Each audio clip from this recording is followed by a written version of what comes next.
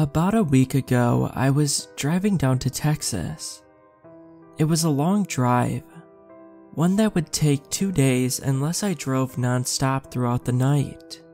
However, I was eager to reach my destination and I chose to tough it out for the sake of getting there sooner.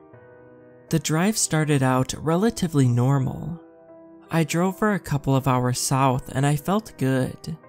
I had my music cranked and a cooler full of energy drinks in the passenger seat. When I saw the sign saying, "Now entering Tennessee," I thought I was making record time. I must have forgotten to watch the clock though, because the sun began to set. I was particularly confused, mainly due to the fact that I had left earlier in the day. But I disregarded it as the idle distractions I created for myself to pass the time faster, being the cause. Something else odd I noticed was the open freeway. Normally I would expect to see many vehicles all traveling to different places, but instead I seemed to be the only one out and about. Still, I wasn't feeling tired, and I had already committed to driving straight through the night, even if things seemed strange. But as I drove on, I realized that the sun had set far too quickly, and with the lack of vehicles on the road, it looked like I was driving in a void. The blackened world around me was only illuminated by my high beams, but I could only see perhaps 15 feet ahead of me. There were a few normalities like guardrails and mile markers, but if something were to appear in front of me, I'd likely hit it because of my lack of visibility. So I pulled over.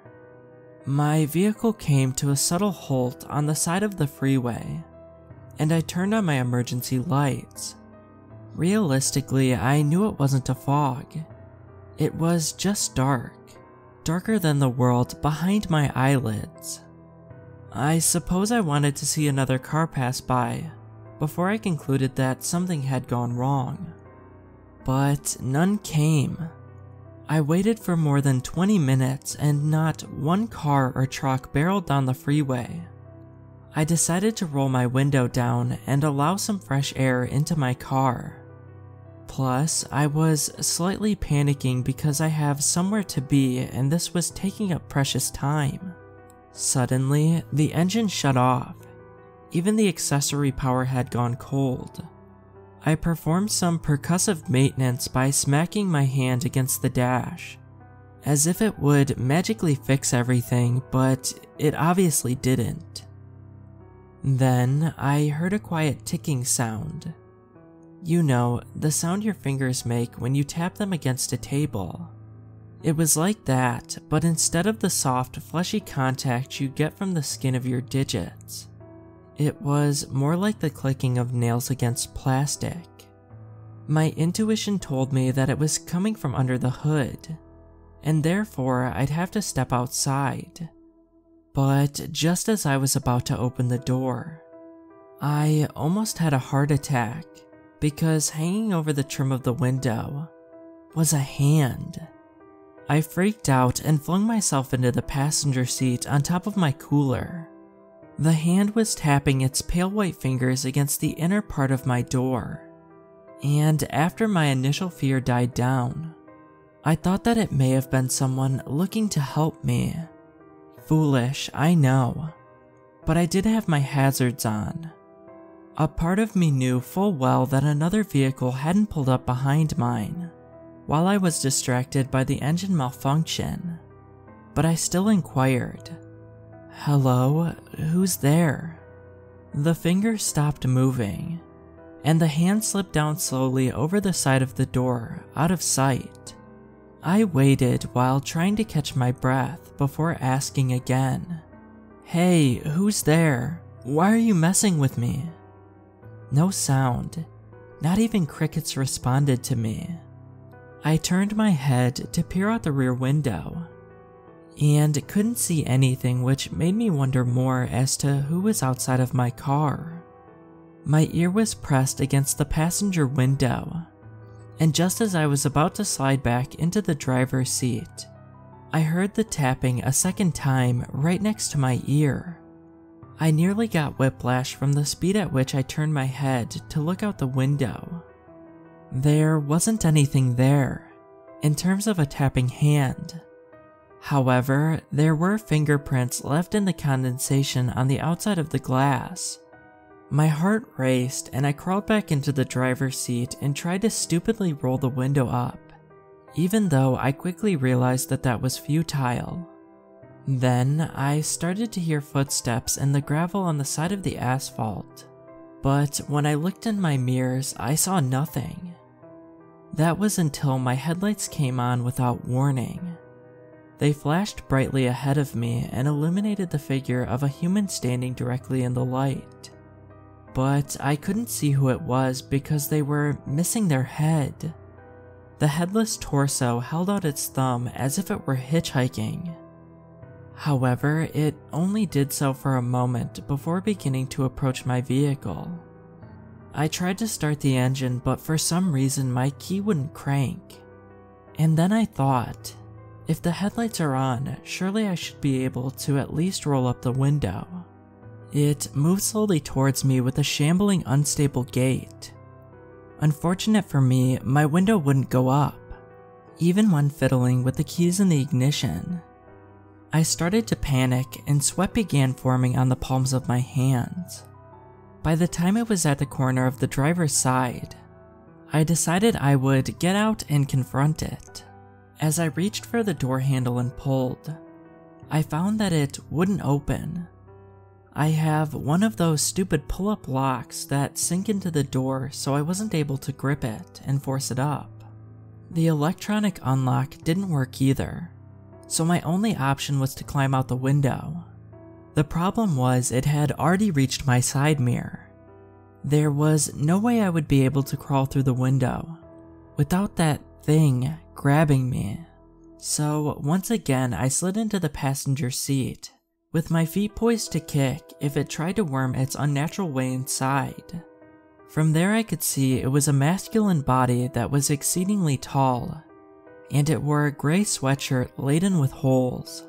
It had scuffed pants with tread marks denoting a tire had crossed over them at ludicrous speed. If I had to guess, I'd say they'd been run over. As it tried to reach its arm inside, I kicked it away. It didn't appear to have much more than primal instinct, because it took some time to regain itself. Still, regardless of the fact that it was a brainless walking corpse, I was still terrified. When it reached inside the second time, I scooted myself towards the driver's seat and forcibly jammed my foot against its chest, sending it falling to the ground. I used the opportunity to get out of the car via the open window and run around to the trunk. I couldn't open it without the key, which I stupidly left inside, but at least I could get away. As it rose to its feet, I felt an immense pressure in my head, as if someone was squeezing my brain. My vision became blurry and different parts of my body burned with a fiery intensity.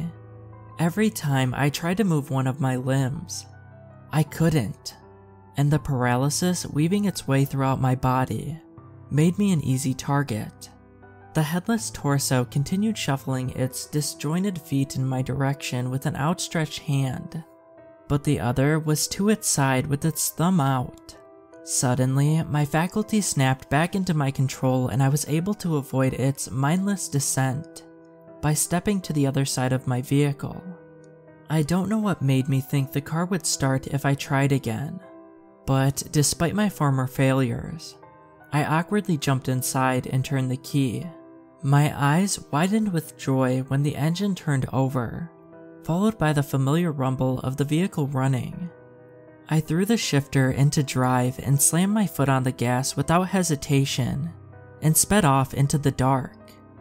I thought I was in the clear and my breathing slowly returned to normal.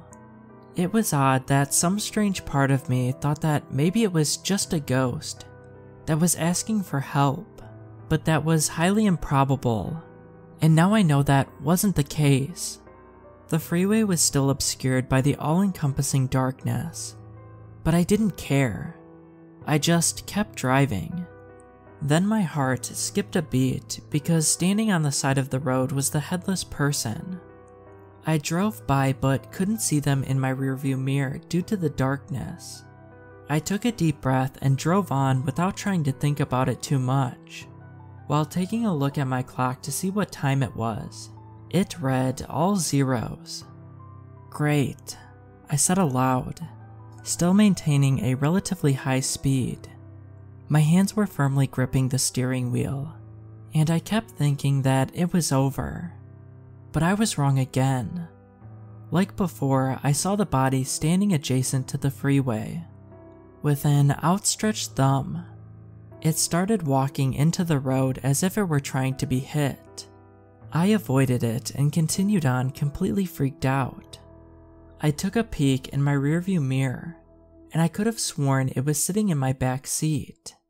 But as I quickly glanced over my shoulder, it was just an empty seat. My paranoia was somewhat satiated when I saw it again, but now it was holding something in its hand. As I drove by, I narrowed my eyes to see it closer. It was holding a smiling head. At this point, I was close to fainting from the fear. I just wanted this horror loop to end. But as that thought crossed my mind, I heard something heavy fall onto the roof of my car. I jumped in my seat, startled by the sound, and looked up. Obviously, I couldn't see anything, but I could hear movement, and I could sense the weight lurking above. Regrettably, during all the chaos, I still forgot to roll the window up, which I admit was entirely my fault, much to my dismay. I say that because the sound suddenly stopped, and I thought it was over once again. But when I looked to my left, I was met face to face with a severed head. The body was on the roof, holding the head in my open window. I yelled and it tossed the head inside, and it latched onto my thigh, biting deeply into my muscle. It laughed maniacally and I nearly crashed, trying to deal with both the head and keeping my vehicle on the road.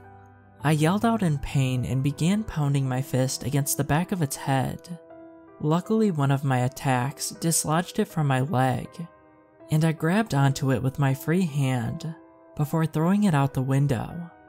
All at once, the darkness lifted, and I was able to see the head bouncing down the freeway in my mirror, followed by the body it belonged to sliding off my roof only to tumble onto the road.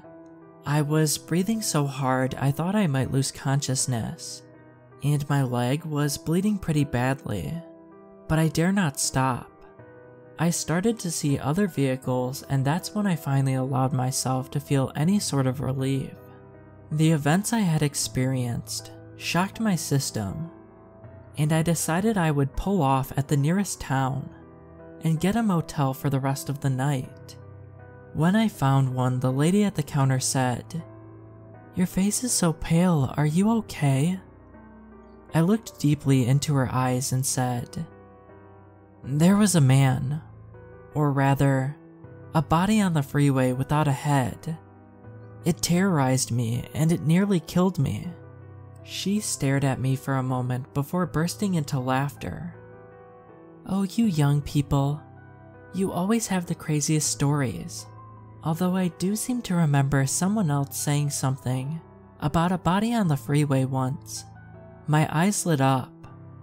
"What did they say? What happened to them?" "Well, nothing happened. We called the police, but they found no body, nor did they find any evidence of an accident. The person ended up leaving the next morning, and that was that."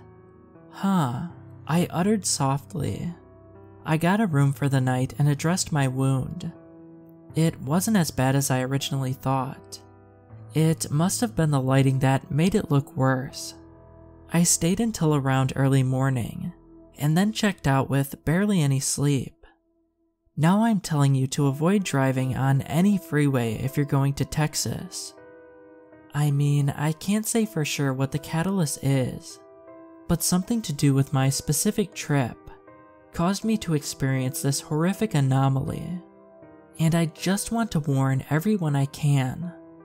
Although the lady at the counter did say someone else experienced something similar.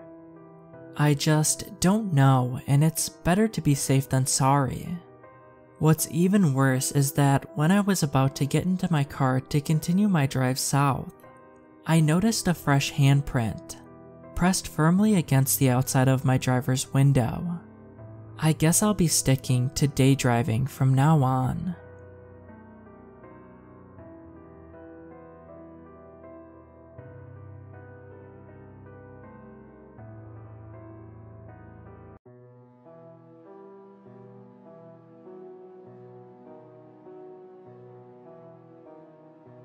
"10 out of 10 Best Horror in the Pacific Northwest."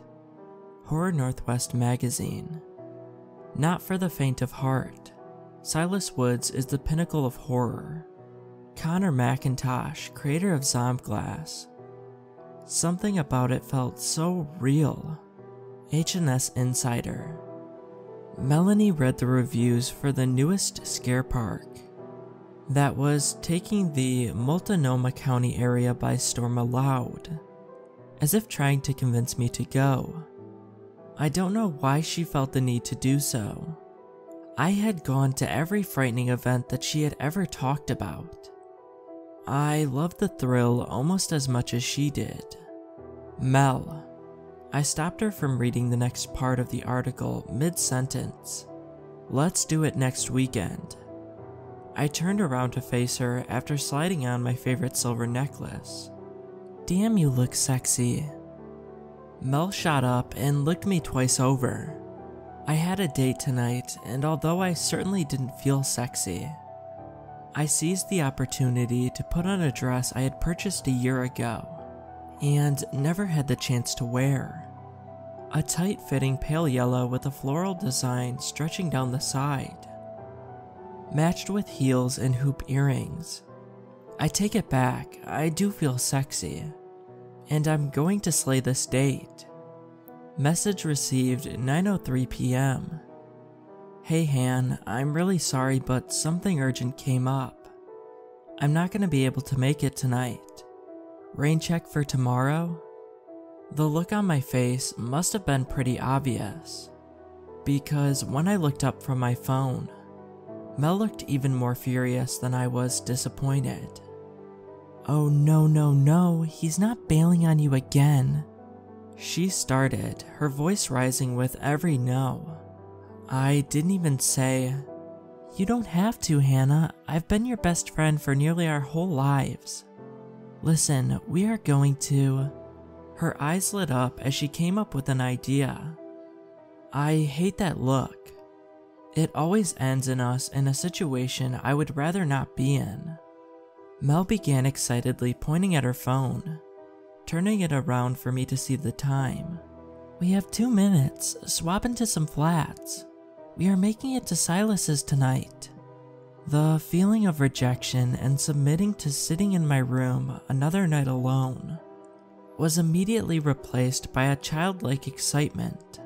I quickly did as my best friend had suggested, and swapped my heels for a pair of black running shoes, which I decided were a better choice than flats.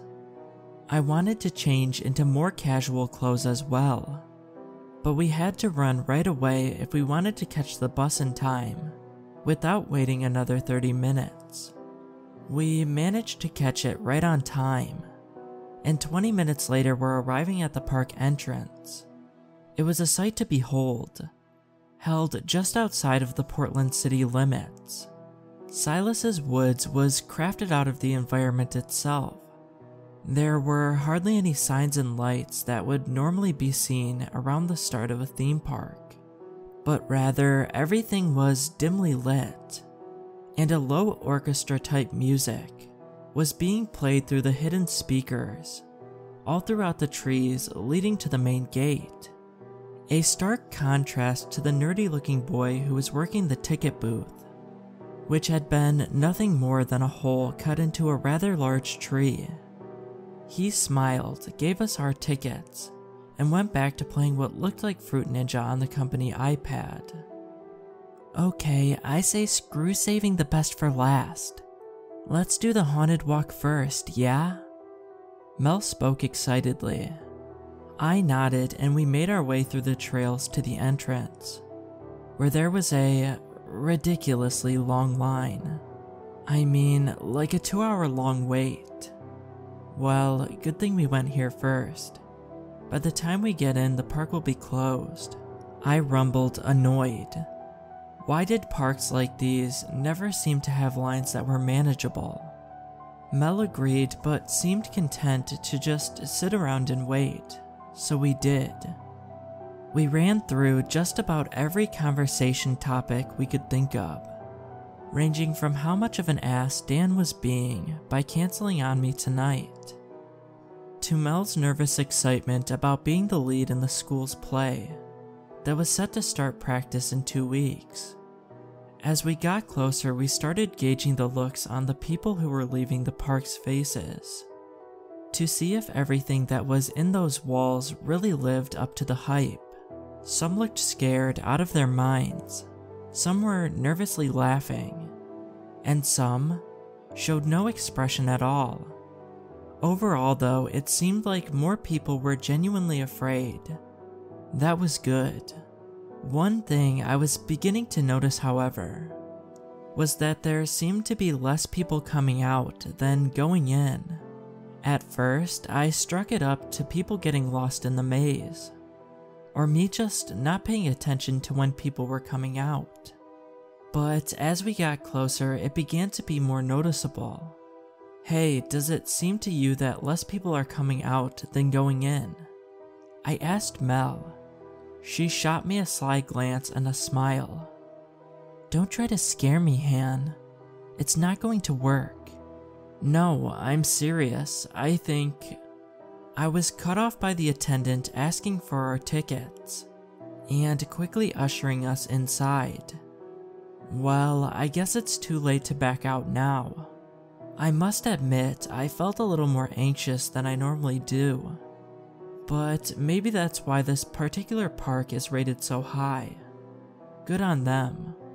As soon as you walk inside the area designated for the attraction, you are confronted with the option to go right, which leads you to a building that is flashing with all sorts of lights and colors, or going left into what looks like a cornfield-style maze.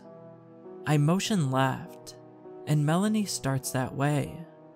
We work our way around the sounds of distant screaming, and the loud banging of hands on loose metal, and of course the revving of chainsaws fills the air. My nerves are on end as we creep through the hedges and stalks of corn. I can feel one of them stalking us, trying to keep quiet until the perfect moment to jump out and get us. The problem is, I don't know where he is watching from. It could be literally any direction.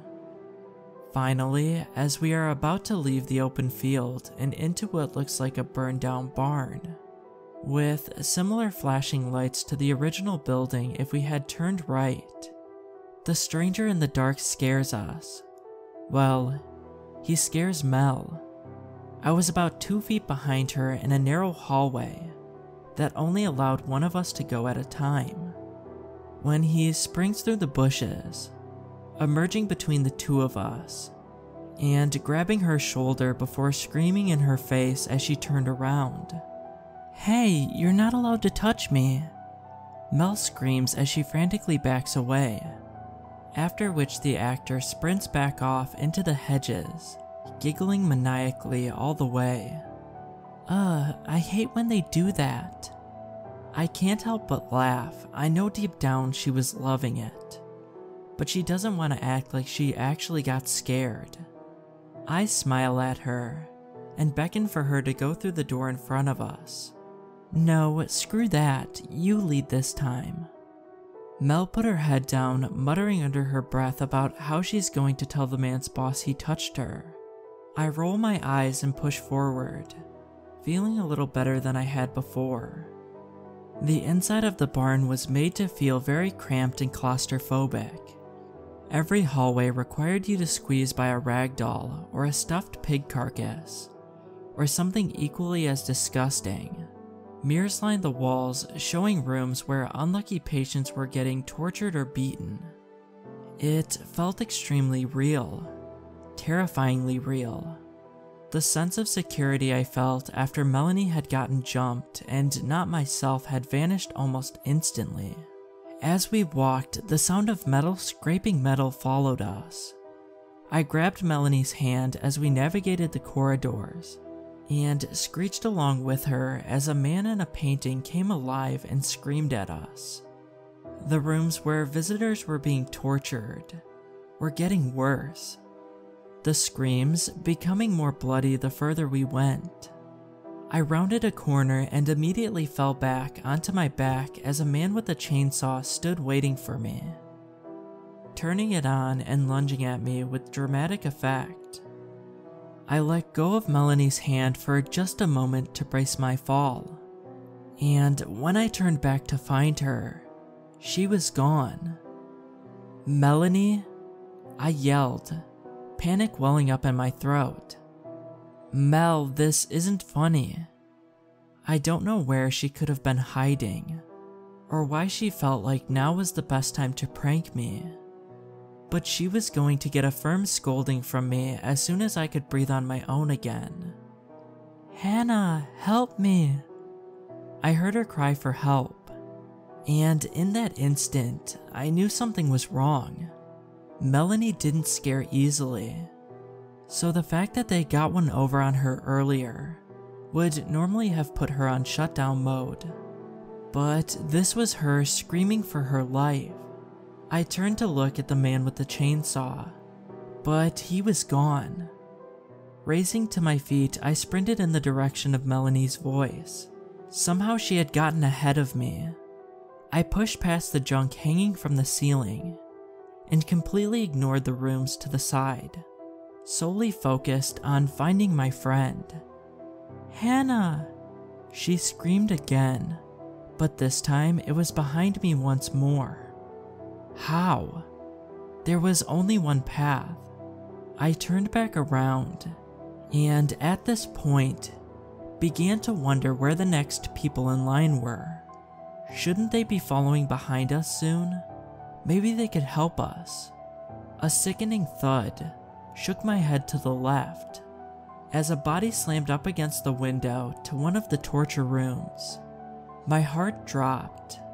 Inside, I saw Mel, and she was being dragged backwards and tied down onto the table in the middle of the room.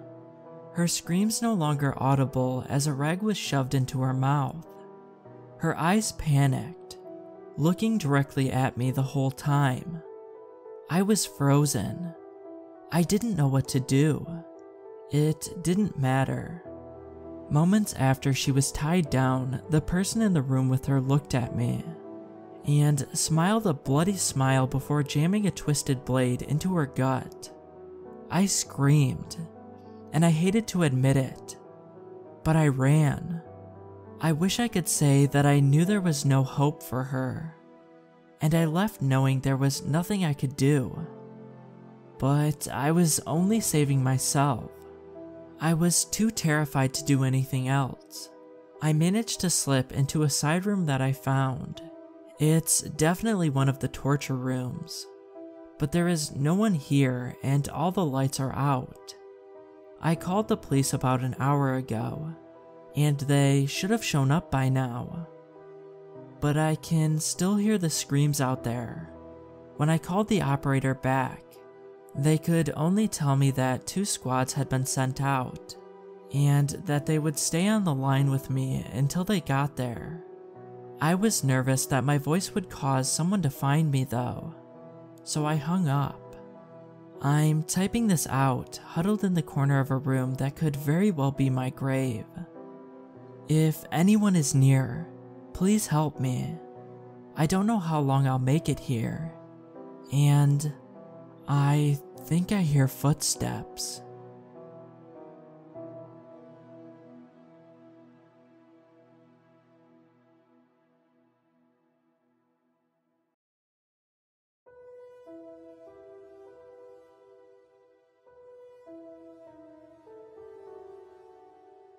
For some context here, I live in a pretty small town, maybe 5,000 people.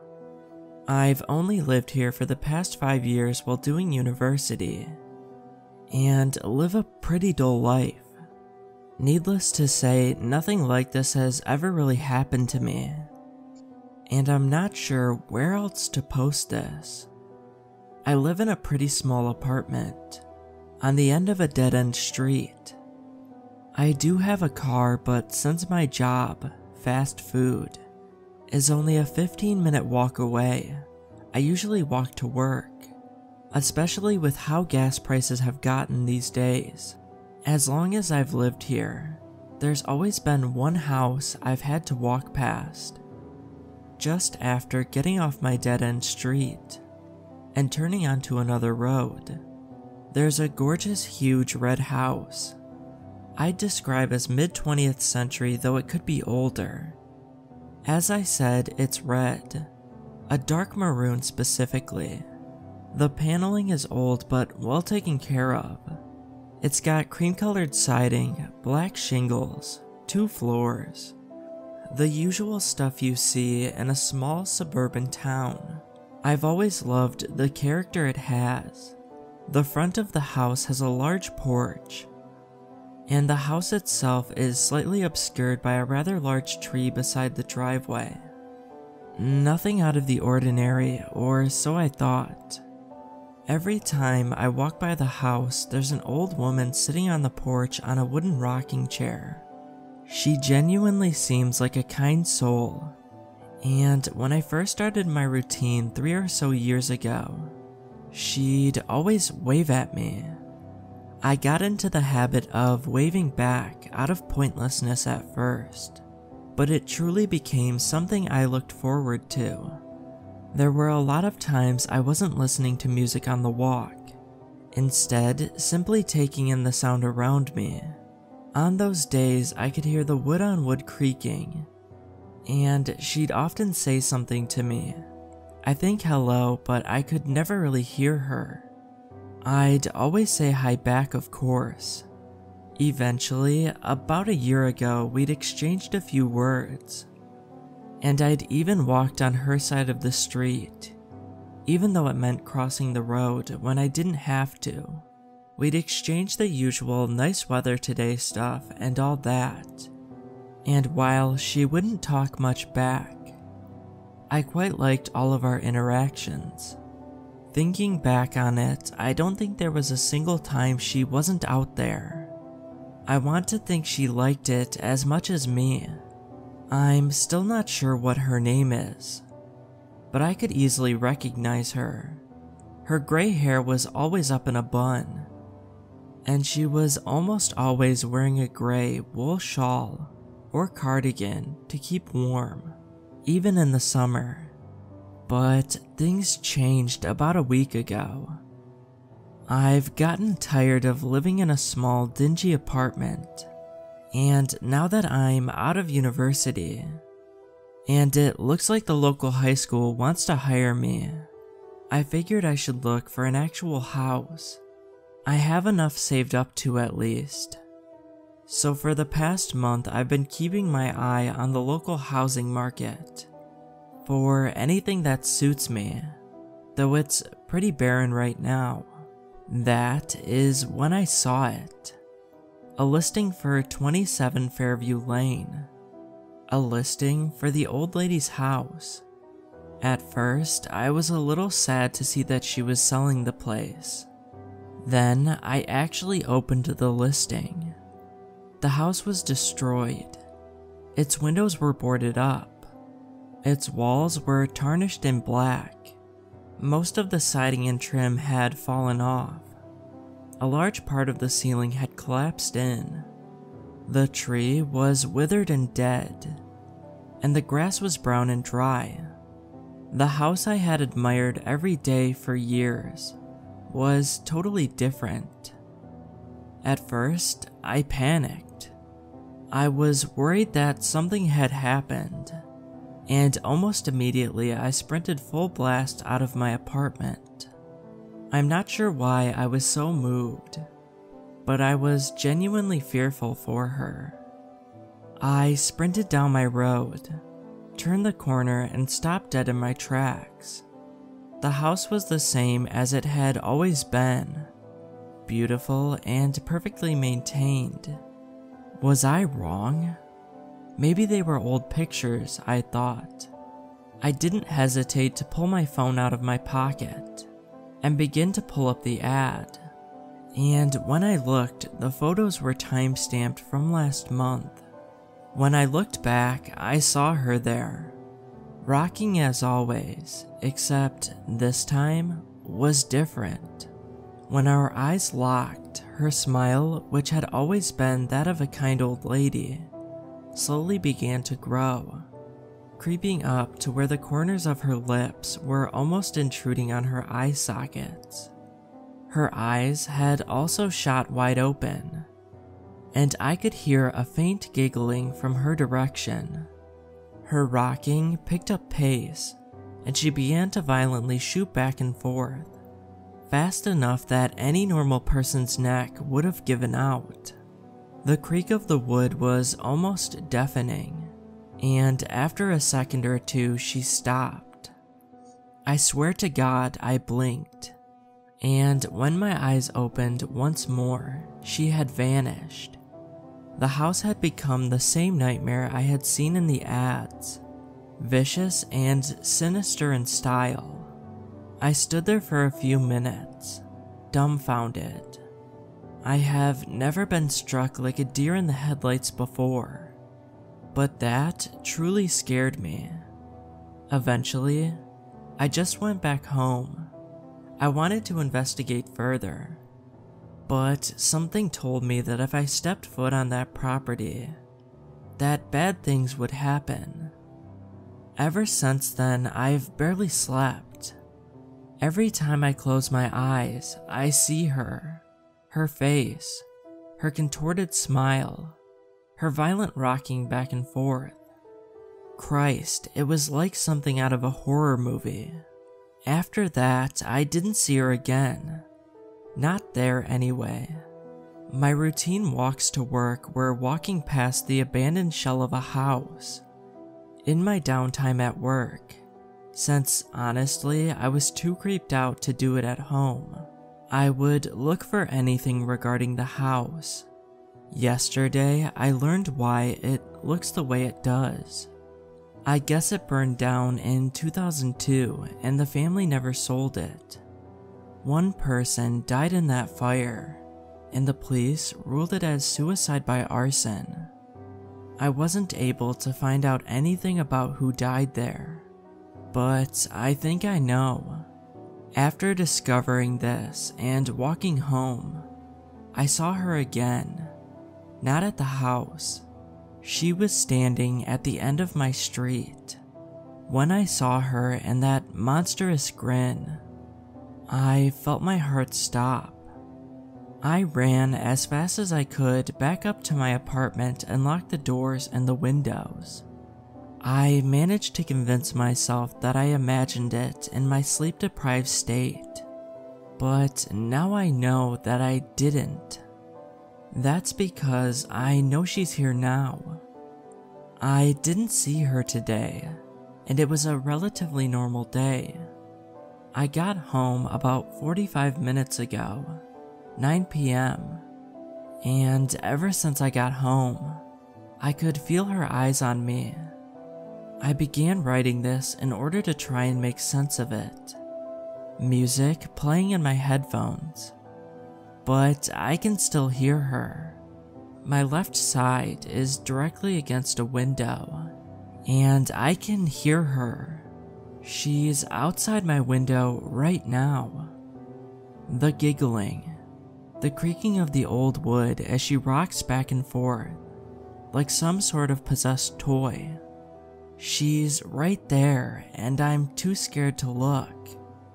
Oh yeah, I should mention, I live on the 4th floor.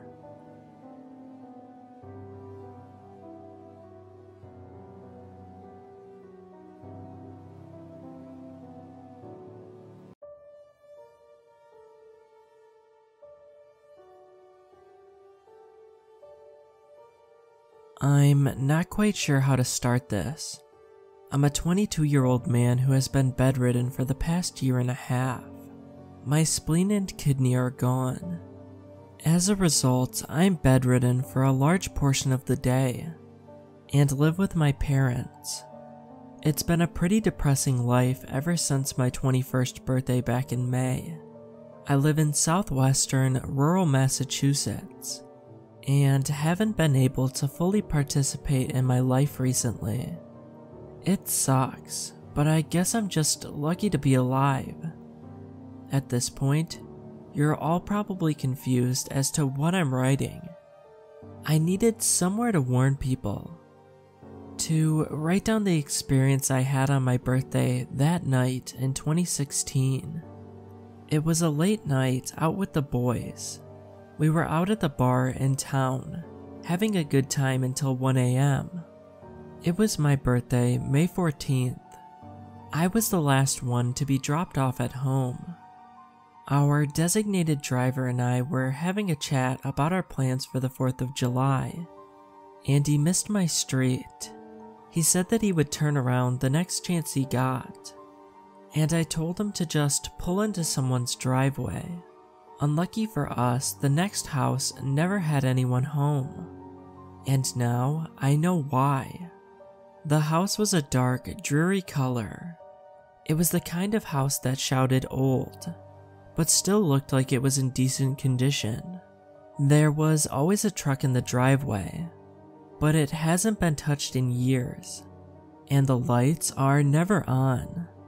I told the driver, John, to pull into this driveway. I knew the house owner was almost never home, and so he complied. As John drove up the driveway, I couldn't help but let my eyes wander in boredom. I've never actually studied the lot, but everything seemed weirdly well kept for the local ghost house. Believe me, people never saw the house owner here, but the place was always tidy. Rumors flew around saying it was the local drug house, or that it belonged to some sort of underground cult looking to stone itself in northern New England. Boy, were those rumors wrong. Funny enough, I would have preferred to be assaulted by a drug lord, compared to the experience I had. John looked at the house and jokingly said we should get out of here before the satanic cult gets us. My eyes suddenly snapped to the window. I saw two glowing orbs pointed right at our direction, covered by a window curtain. At first, I ruled it out to be nothing but a possible window decoration.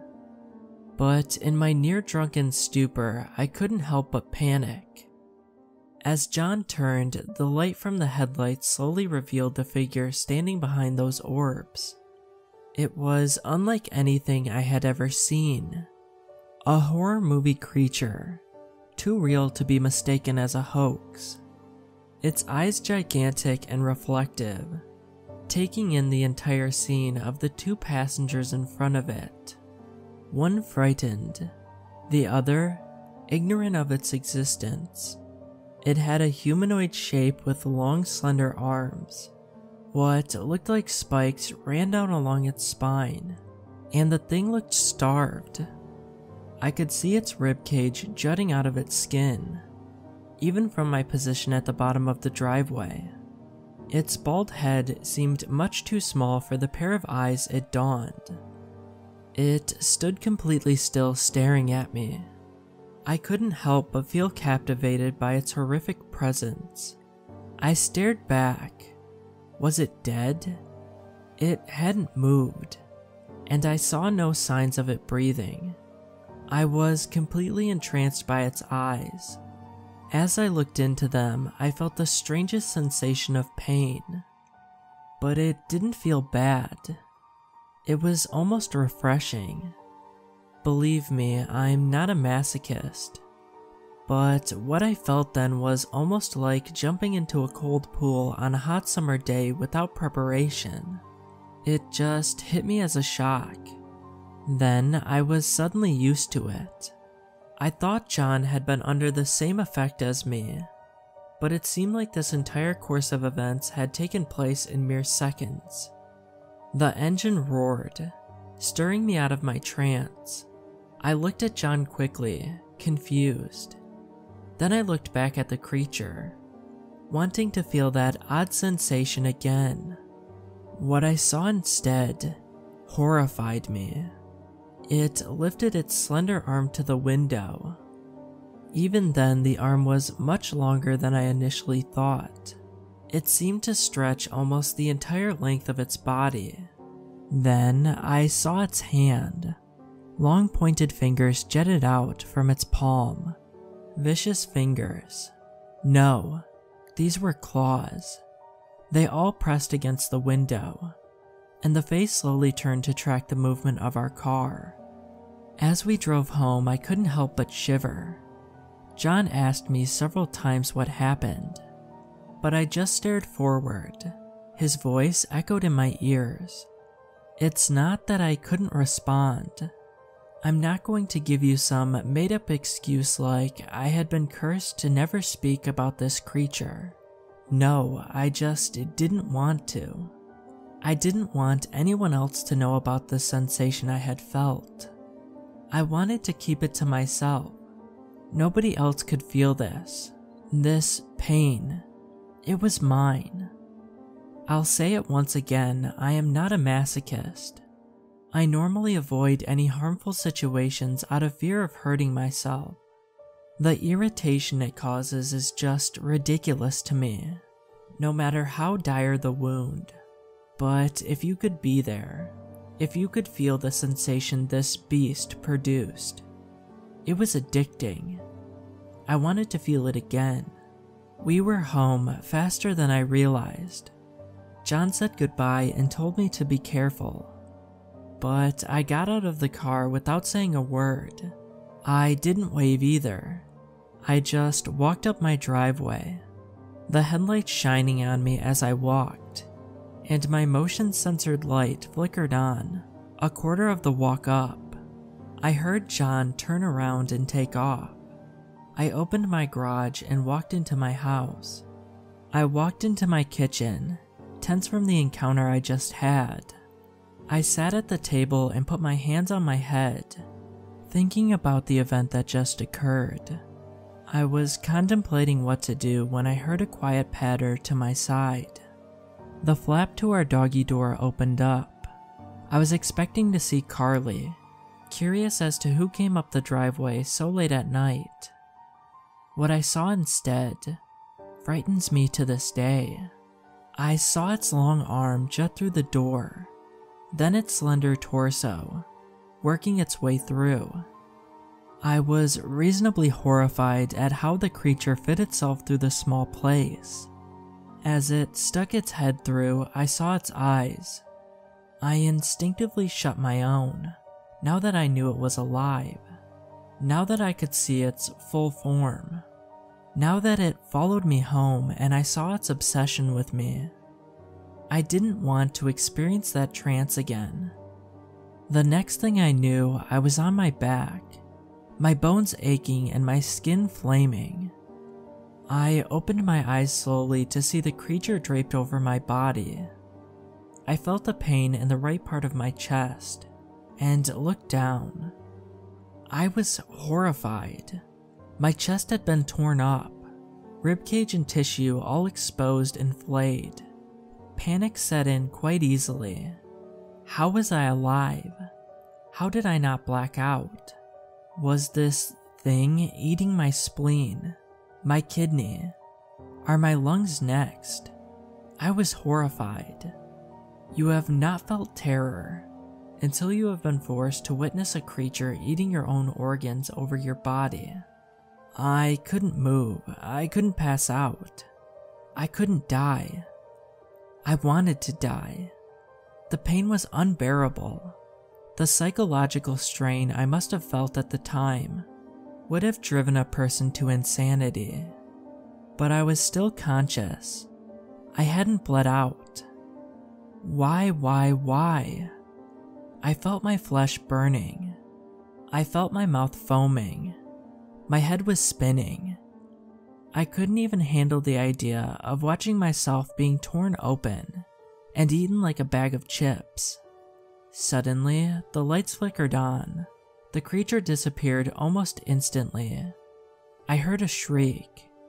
I saw the legs of both of my parents and my dog yelping uncontrollably as I passed out. I remember the sudden feeling of relief as my mind faded into the black. I woke up in the hospital half a week later, somehow still alive.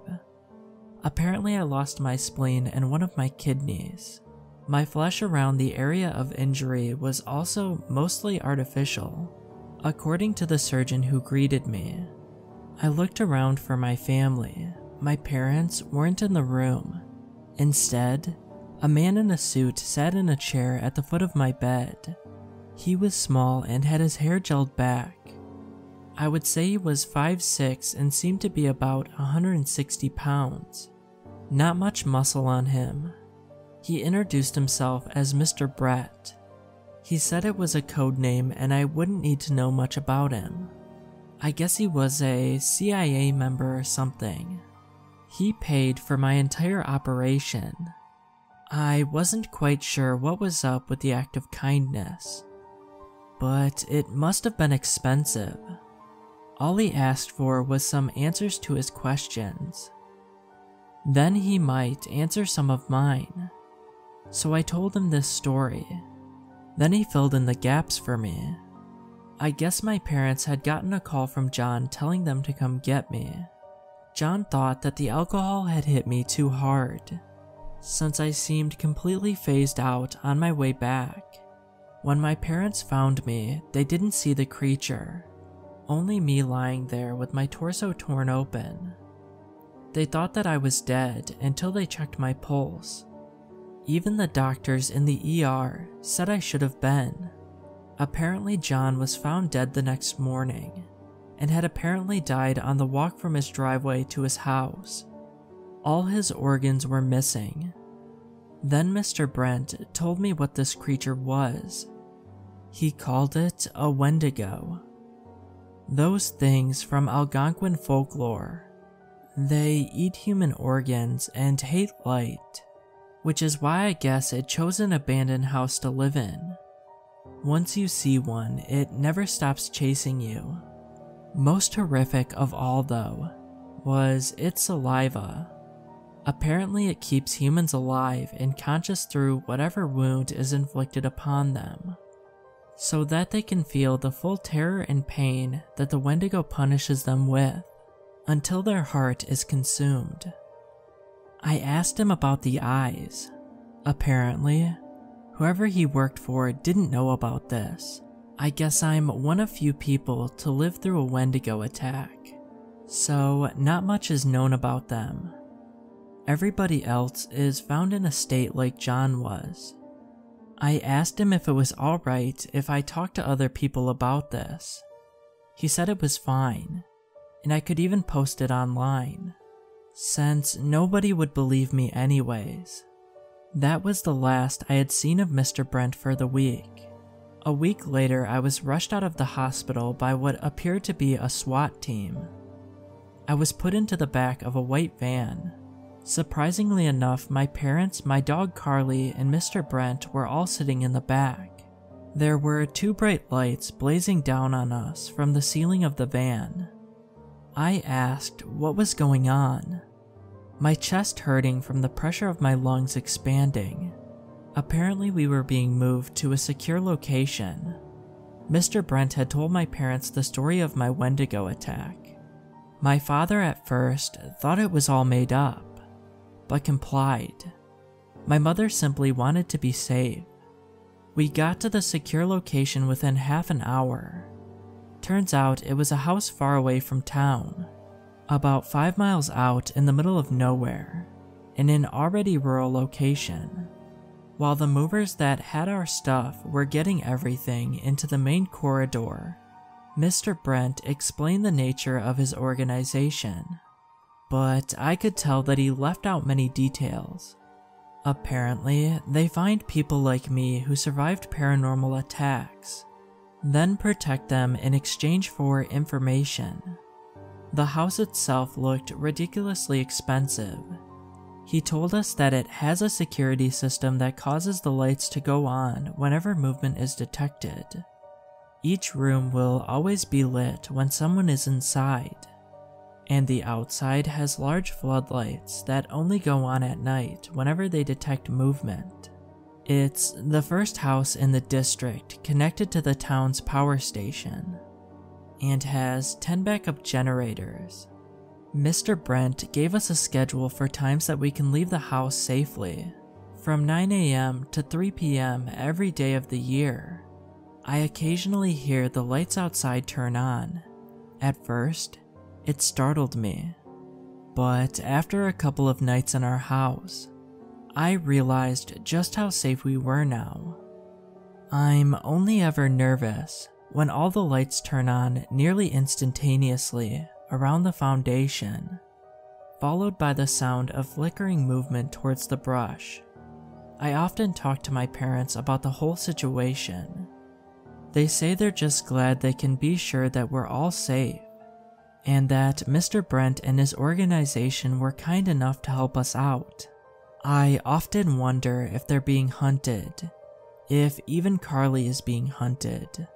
I want to ask Mr. Brent so many questions, but he disappeared after the move-in.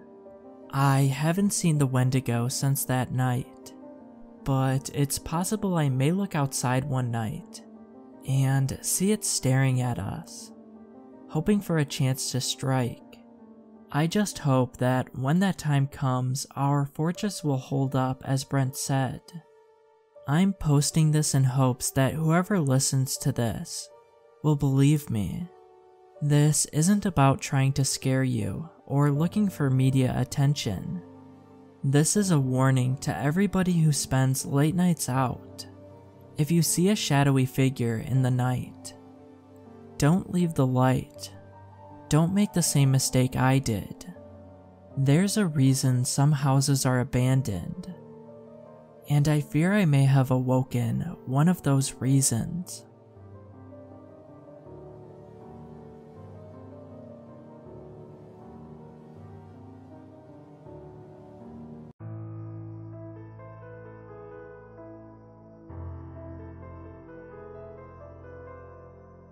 While I wasn't the best of Christians, I've always believed in God.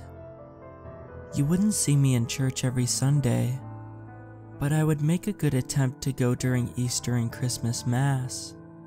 On some Wednesdays every couple of years, you would even see me with a piece of ash on my face.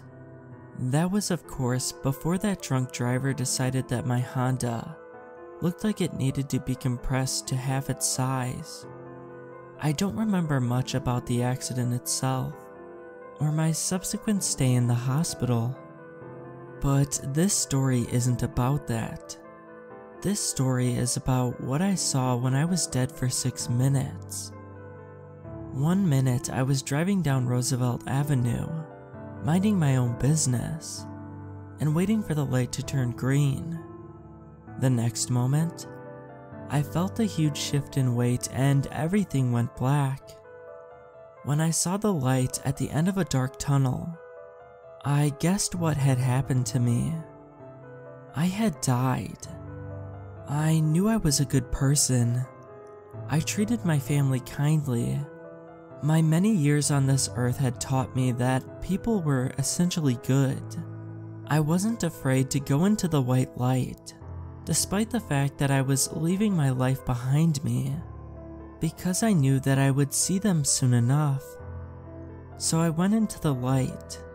The next thing I knew, I had a physical body. I could feel a light coolness on my skin, and the soft fabric of a comfortable loose shirt and pants. The small white dots and brown moles that had littered my forearms from long days of physical labor were gone, and my skin felt as smooth as a baby's bottom. If I could look in a mirror, I would probably see a version of myself much younger than the 44-year-old version I currently was. "You done admiring the new duds?" The voice surprised me. It sounded too normal.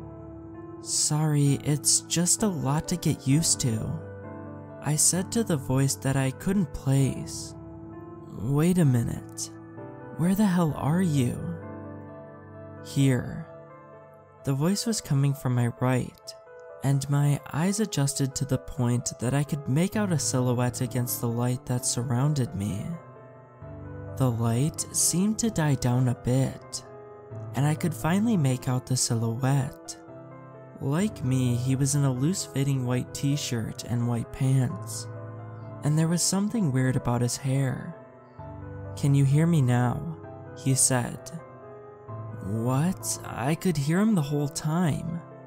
Why was he asking me if I could hear him? Sorry, bad joke. My social skills are a bit rusty. I thought for a second before finally placing why he had asked that.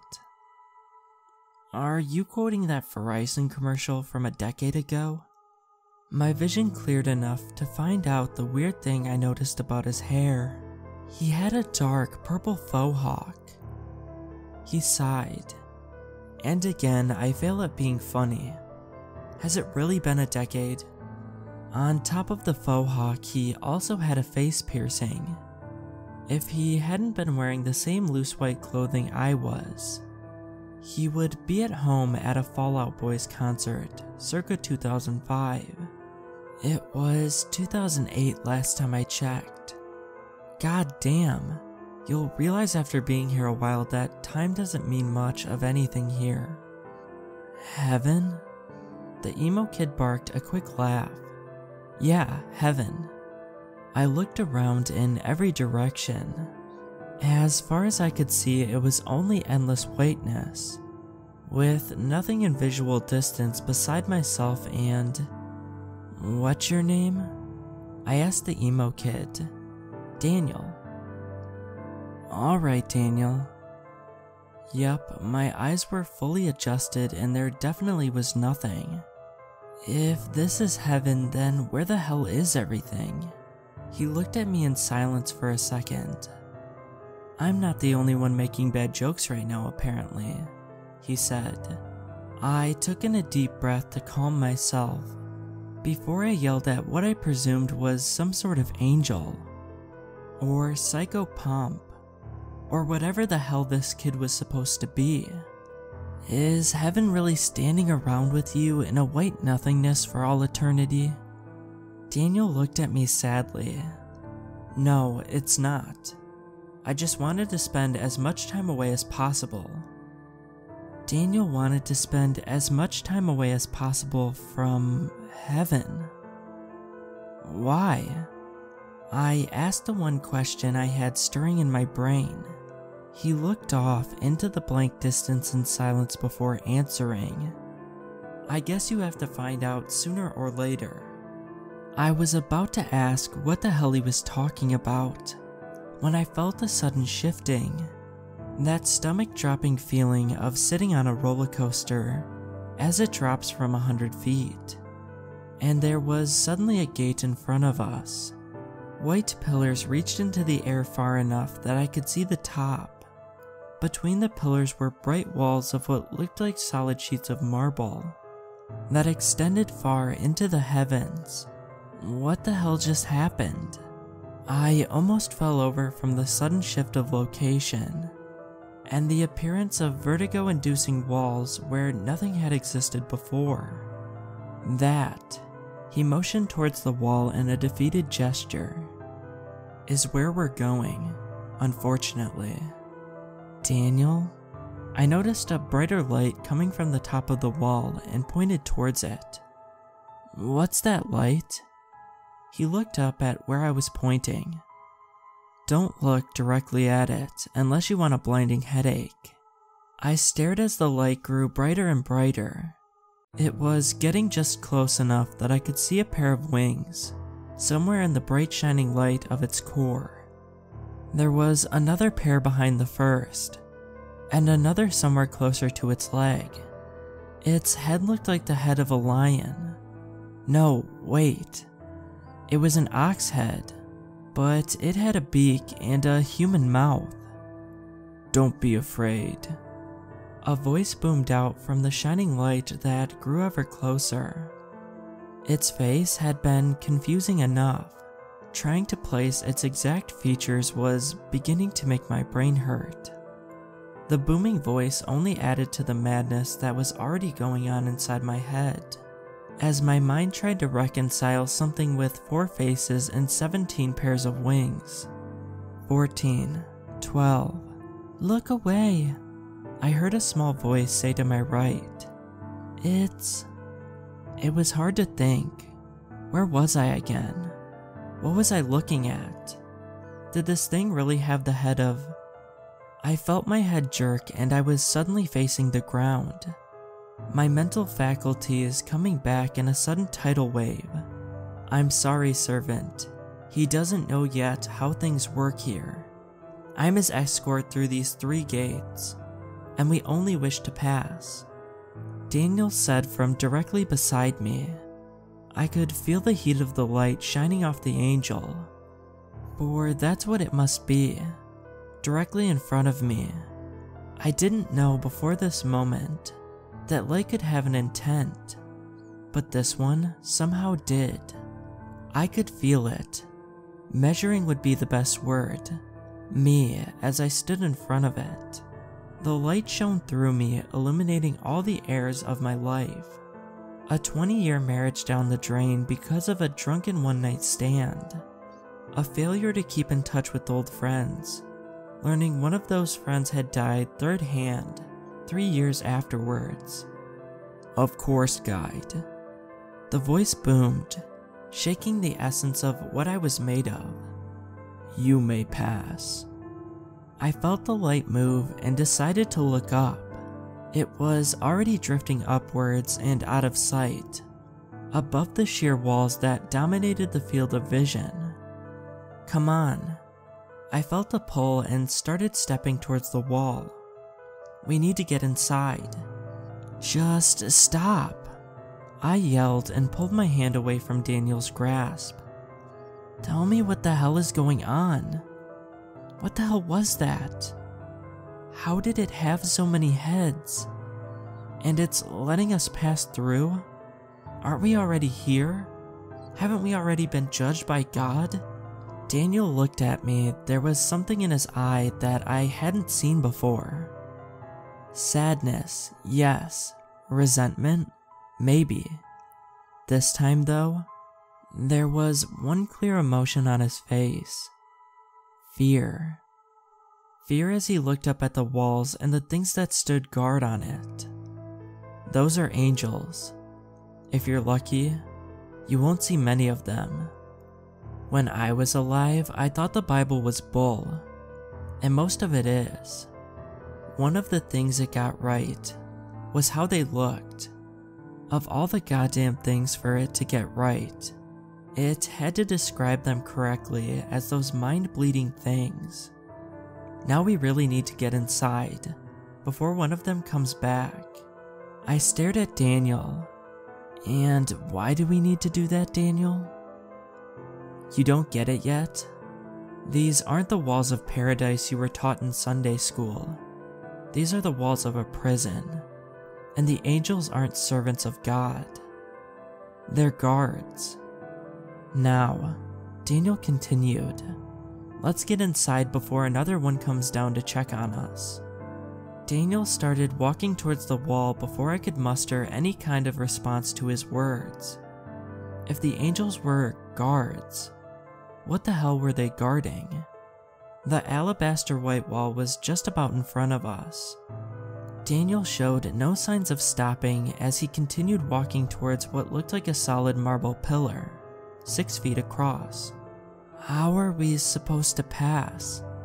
My question was interrupted as the base of the unimaginably large pillar silently lifted itself up just enough for the both of us to pass under it. Daniel didn't stop and walk through the newly created space like he had done it 1,000 times. That pillar has to weigh as much as a skyscraper. How did it lift up with no sound? I asked my guide. It's a bit pointless to ask how anything is done here. The only thing you'll get is speculation from the other people here, or because it is willed from the Winged Peanut Gallery. Now try not to look too amazed, he said as an answer. I don't know. My sentence was cut off for the second time, in as many minutes as we stepped from under the raised pillar onto a shining silver city. I'm not prone to exaggerations, so I hope you take this with all of the accurateness I can muster. It was an entire city made of silver. Tall pointed spires that gleamed brighter than any Las Vegas light show, stretched out of sight and into the infinite heavens that were somehow clear of any obstructions and impossible to see. There were a number of smaller buildings as well, single-story square buildings that sat in the shadows of the impossibly tall spires, but still shone with the ever-present light that permeated every part of this place. 2- and 3-story perfectly round buildings were placed in the open spaces between the spires. These rounded buildings glowed with a blue hue that seemed to be the only color in this place besides Daniel's dark purple hair. Seeing a color outside of the pure light made me think of something. Daniel, where is everyone? He pointed towards the base of one of the tall spires. If you're unlucky enough to be stuck in the first heaven, then one of the shiny ones take you into a spire. I took another look at the spire and saw a small opening at the bottom. I wouldn't have been able to see it if Daniel hadn't literally pointed at it. The opening was seamless, showing no signs of machining or molding for it at all. It was almost like the entire spire had been melted into a single mold and cast as one solid piece. Daniel continued, "You're one of the lucky ones though, and get good old me instead. Welcome to the Silver City." He held out his hands in a mock greeting.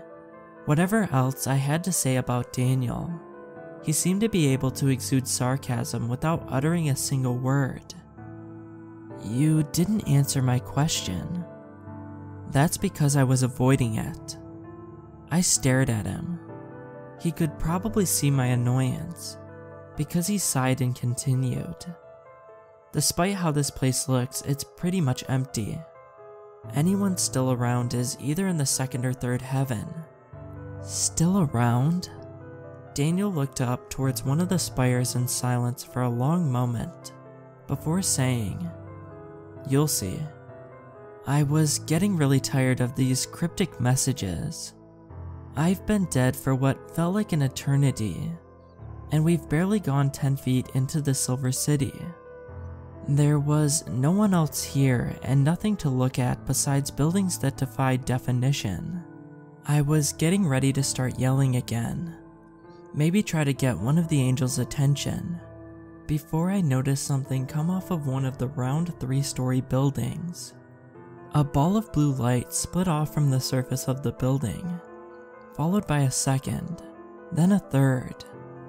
They took their sweet time, Daniel said as the blue lights approached, unlike the massive glowing monstrosity that greeted us at the wall. These things were about the size of paperweights. "What are they?" I asked as the 3 balls orbited around my head. The glow had dimmed down to a soft fuzz that didn't hurt my eyes. "Cherubs." I stared at the tiny blue orbs. They didn't have any defining features I could pick out. Cherubs, the tiny flying babies from all those Renaissance paintings? Daniel laughed quietly. Another thing everyone gets wrong from this place. He pointed at one of the cherubs as it passed my vision, and around to the side of my head. Cherubs are the lowest of the angels. They don't do much besides sit in those round buildings, hang around people, and cast judgment. These things are judging me right now? I looked at another blue orb suspiciously as it floated into my vision from the left. Judgment with a capital J. Don't worry about it too much. It's mostly a formality at this point. If there was anything you needed to worry about, It was the seraphim that cast judgment upon you at the gate. It clicked in my head, the flashes of random images, when that thing bored into my soul. I was receiving judgment. Would they find me worthy? Would I go into one of the spires despite Daniel's reassurance? One of the little blue balls stopped directly in front of me. After a second of where I felt fear, the little cherub bobbed up and down in the air. The other two stopped their orbit around my head and appeared next to the first one. The first one bobbed, followed by the other two copying the first, then flying off towards the building they had come from. The one that stopped its orbit first took a position at the top right of my vision and remained there. "That's a good sign," Daniel said as he watched the other two reunite with the shiny blue building they had come from. "Daniel?" "Yeah?" "You said before that they were guards. What exactly are they guarding?" Daniel turned his head to look at the wall behind us. "Not here. I'll tell you once we get past the second gate." Without any indication, he started walking, heading in a direction towards some unseen destination, between one of the spires and a glowing cherub den. After passing the glowing round building, I could finally see where our destination seemed to be. Just past one of the immense spires, there was another wall, just like the one that surrounded the Silver City. It appeared to be made of sheer white marble. Unlike the hulking thing 1,000 feet behind us, it appeared to only be about 100 feet tall. When I was alive, I would never describe anything like that as small. But apparently death does some strange things to your perceptions. The unfortunate thing about this wall, however, was the presence of what Daniel had called the seraphim, sitting on top of the pillars that was the only breaks in the sheer whiteness, just like the ones that had appeared to us at the gate. These ones shined with a white light that was blinding to look upon. Daniel's words earlier did not go unheeded, and I made sure not to look directly at the thing, lest my mind break and my soul be torn asunder, or whatever the hell had happened at the front gate. The cherub that had been at my side just a minute ago flew towards the nearest pillars, to the bright maddening light of the seraphim. When the white of the seraphim subsumed the blue of the cherub, Daniel turned his head with a worried look on his face. "Be careful what you say from now on. That little blue bastard is listening and watching everything you say and do." I interrupted him. "What? What shouldn't I?" "Stop!" Daniel shouted, then flinched as he looked up at the top of the wall before continuing. "You need to listen to me. That thing is not your friend. Think of it as a listening device. If you say something wrong, do something wrong, it'll fly to the nearest seraphim." I looked up and caught sight of a blue light detaching itself from the much brighter white. "And you do not want to catch their attention," Daniel said in a quiet voice, just before the blue light took its place to the side of my head. The seraphim the cherub had gone to grew in size, a bright light stretching forever into the horizon. Before I could speak, before I could even think about what was happening, a voice boomed from the pillar, in a voice that would have shaken a mountain. "Judgment has been cast, and you have been deemed worthy to enter the second heaven," the infinite light said before it grew brighter and brighter. In another moment, everything went white.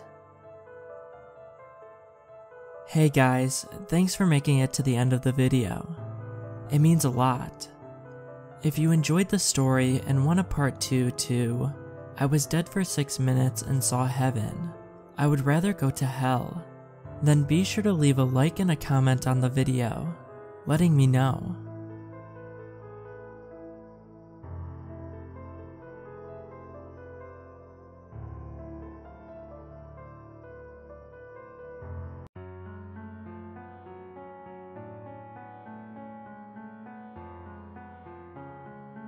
You could have told me that was going to happen.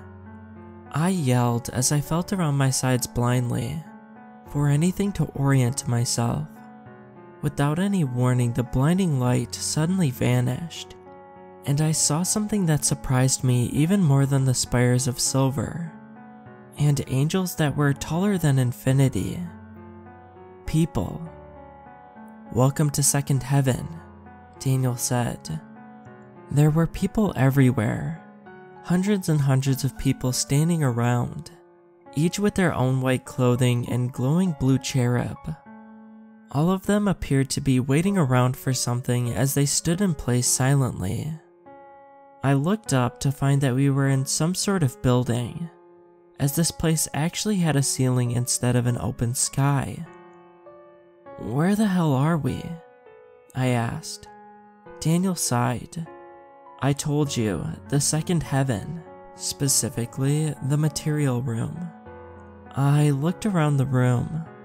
Two of the walls appeared to be made of the same flawless marble the gates were made out of. Against the left wall of the massive room were a number of small pillars separate from the wall. While I was looking at the small pillars, a bright light flashed on top of one of them. Where nothing had been before, now was a small glowing cube, just big enough that it took 2 hands to hold. One of the glowing blue orbs in the crowd started bobbing in place, until a silent person to its right looked at it. This seemed to appease the little bastard before it flew over the glowing cube, sitting on the pillar and began bobbing up and down. The man, who looked to be in his 20s and in perfect health, walked over and grabbed the cube. "And we are here why?" I asked. "Because I have to do my job, and my job is to guide you to where you need to go, and you need to be guided through the second heaven, and that," he pointed at the cube the man was holding, "is the material, hence material room." I looked as another flash of light lit up another pillar, leaving behind another identical glowing cube. Another bobbing blue light led another silent person to the pillar, to pick it up just as the first person was exiting the room through a corridor on the other side of the room. "Why isn't anyone talking?" Daniel looked as the new person, a blonde woman, started walking to the end of the room with her glowing cube. "Follow me." Daniel turned and waved me towards him. "Come on, before your little guy decides you're taking too long." I followed him into the corridor at the end of the room. "Are we prisoners?" I asked. Daniel turned and looked directly at the glowing blue cherub to my left before answering. "None of us are prisoners here. We do what we do because we know our purpose here." His meaning was clear enough by the fact that he never broke eye contact with the glowing ball. If either of us said the wrong thing, this little blue bastard would report us to the nearest seraphim. Daniel continued walking into the corridor and I followed. After a short walk behind a line of people carrying cubes, and empty-handed people heading into the room to our left, we entered a massive cavern that stretched far enough that I had no estimate how big it actually was. The ceiling was 50 feet above us. As we exited the corridor and entered the cavern proper, in front of us, in long ordered rows, were what looked to be marble anvils, about 3 feet tall. Rows and columns stretched far into the distance, nearly every one occupied by a person. As we walked in our orderly line, I saw the little blue balls lead their charges away from the line and to the designated anvils. In front of most of the anvils stood quiet people in identical white clothes, each with their own cubes, chiseling away with solid silver picks. Daniel stopped and stepped into one of the aisles of anvils. Here in manufacturing, you can see the people who have been judged worthy of entering the second heaven. making what needs to be made. I looked at one of the many anvils as a new arrival started to work on their solid cube. And what exactly are they making with this mysterious material? He looked at the chiseler as the young man started chipping away at the solid cube. The first chip that fell off lost the glow that was endemic of the rest of the cube.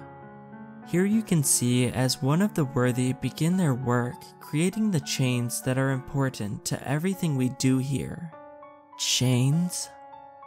The odd word didn't seem to make sense with the glowing cubes I had seen already. Daniel walked down the aisle until he found another chiseler. This one's material was no longer a cube and resembled something closer to a sphere. Here you can see another one as it becomes closer to resembling what we need. I stopped, frustrated at the continued lack of answers. Why the hell is everyone making chains? And where does everyone sleep? And just what the hell is going on? What's being chained? I regretted my words almost immediately as Daniel turned around and looked at the little cherub, as it bobbed up and down in an agitated motion. There is no need to sleep here. He looked at another chiseler. This one, halfway between a sphere and a cube. No one becomes hungry here. There is no pain, no sickness, and no earthly needs for a heavenly body. Daniel paused and looked to my left before continuing. Now that you have seen where the chains are made, follow me to the entrance of the third heaven. I looked at my little tattletale.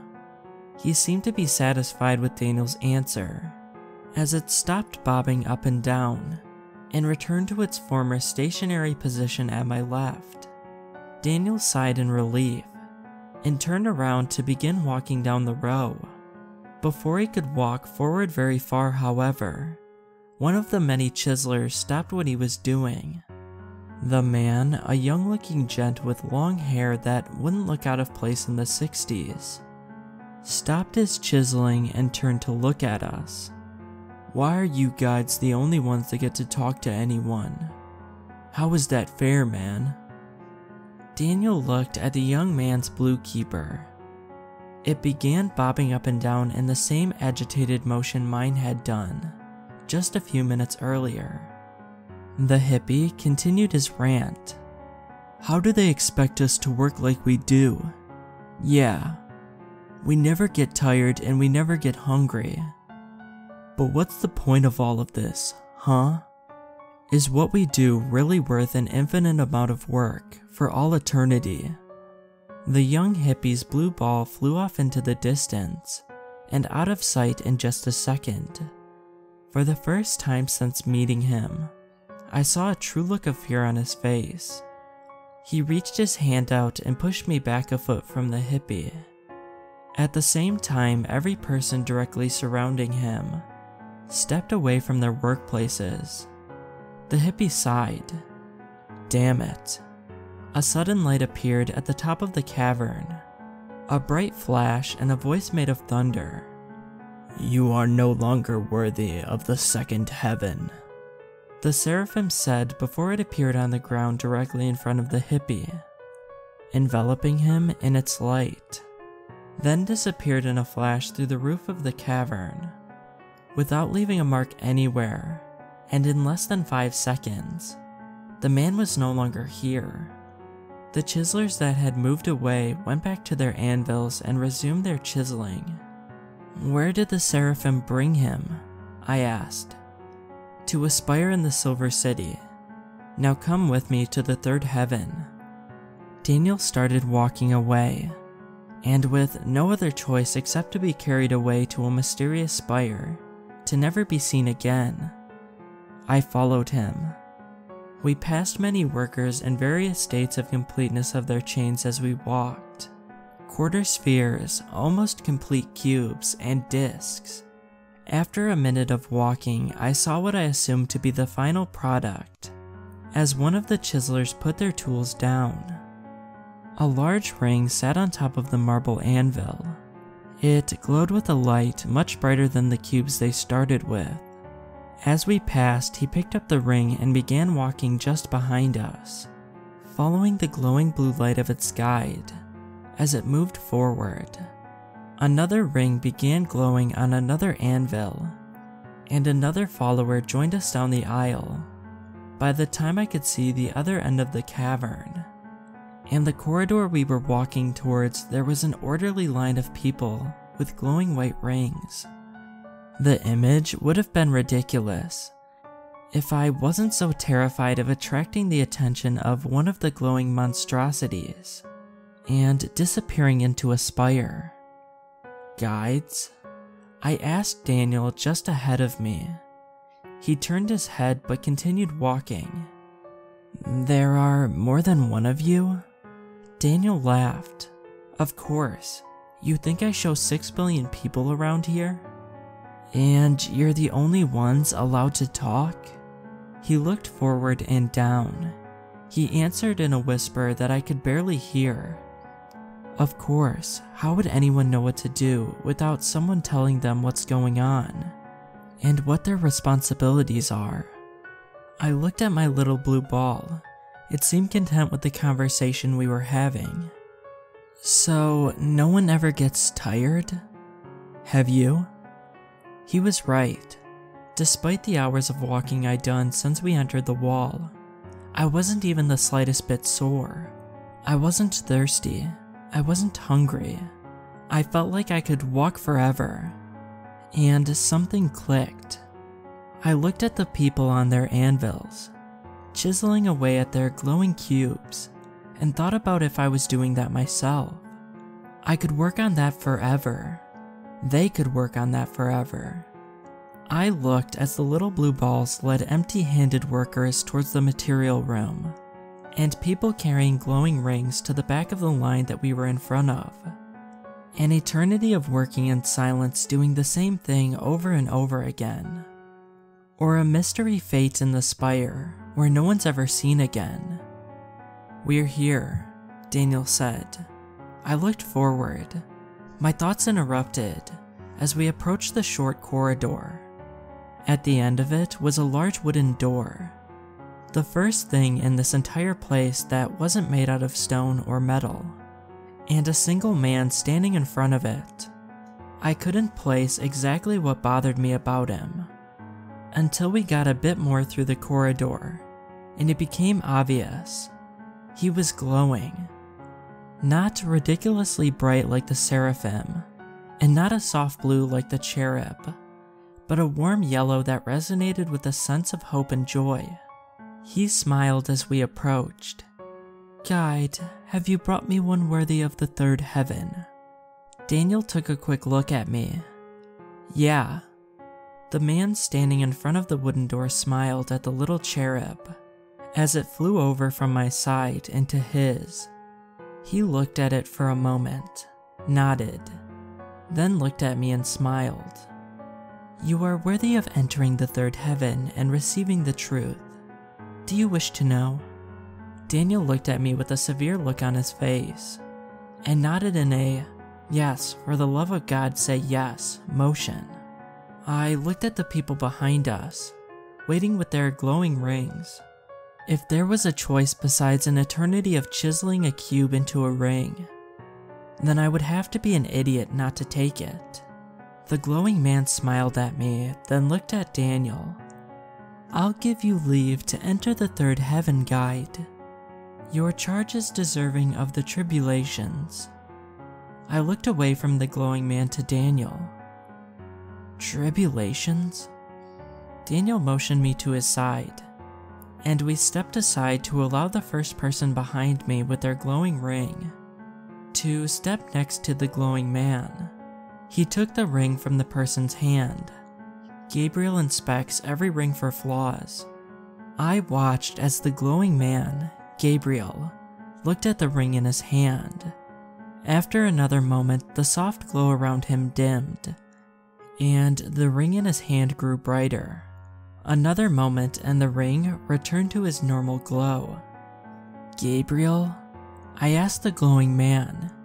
He smiled and held the glowing ring out to me. "The Archangel Gabriel?" Gabriel smiled. I took the ring from him, stunned at the revelation of what I was standing in front of. When Gabriel finds a ring satisfactory, someone is usually here to bring it through the door. We got lucky this time though. Daniel looked at the Archangel, who was already busy inspecting another ring, and get to bring it in ourselves. I watched as Gabriel held the ring with both hands, and did the trick where he made the ring glow brighter. Unlike the one that I currently held, however, the ring in Gabriel's hands first cracked, then shattered into a million shiny pieces. They seemed to disappear as the glow dissipated and faded out of existence. Sometimes the material isn't strong enough for our purpose. Now come on. Daniel turned and opened the wooden door behind Gabriel. Behind it was a large spiral staircase, scored through the rock, leading upwards. And in we go. Daniel held the door open for me, and I went through it, holding the glowing ring in my hands. He closed the door and we both began moving up the spiral staircase. I looked up as we took the first steps and could only see the bottom of the stairs as they spiraled upwards. We've got a bit of a walk, so if you have any questions, now would be a good time. Daniel walked in step behind me up the staircase. "Now we can talk, isn't the little blue guy?" I pointed at the cherub floating next to my head. "Turn us in if we say anything wrong?" Now that we left the second heaven, there isn't much we can say that'll get them heated. The information in second heaven is restricted, for their own good. Daniel answered. I saw a blue light float above for a second, before another person, a tall woman with a short afro, appeared from around the corner. Daniel nodded at her as she passed by and down the stairs. She smiled back at him as she did. "Someone you know?" I attempted a lighthearted tone of conversation, since Daniel had seemed to grow more relaxed as we walked up the stairs.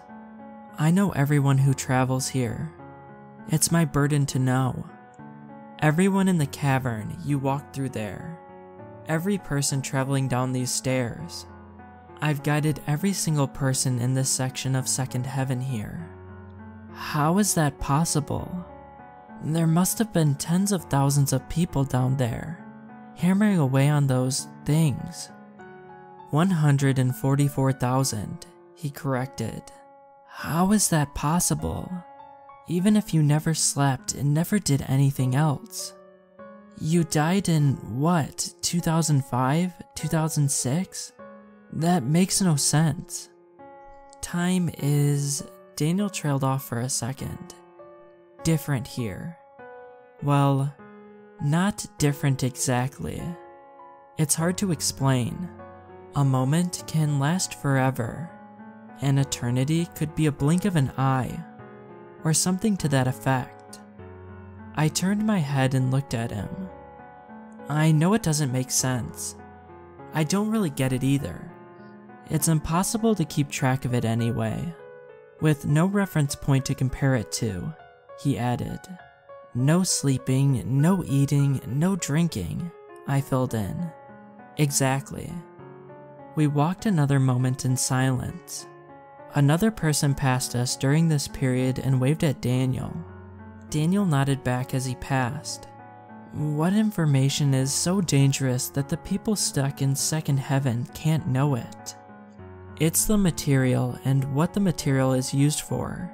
They've been judged worthy to know that they are making the chains to contain something dangerous.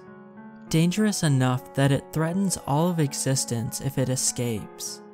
If they knew the truth, then they wouldn't make the chains.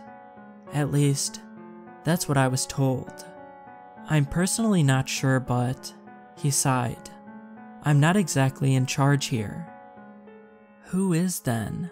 I asked. This question had been burning in my mind since seeing the empty Silver City. I had seen angels of all types and people who never tired on a quest of eternal servitude. But who did they serve? No one really, as far as I can tell. I looked at the blue ball floating by me. Daniel caught me looking and continued. They definitely aren't. They serve, just like us all. Of course, they don't have free will like we do. The person who guided me compared them to computer algorithms. Some, like Gabriel, more complicated than others, but still algorithms that follow a set of rules that we will never know. An eternity with no answers and eternal work. This sounds more like hell than heaven. Daniel barked a laugh. Hell is just an absence of God. We're about there now. I'm getting really tired of... I was interrupted by the shining brightness of the sky above us.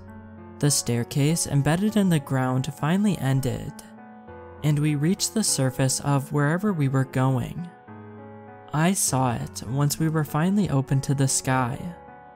This, Daniel motioned forward, is the third heaven. Welcome to God's kingdom.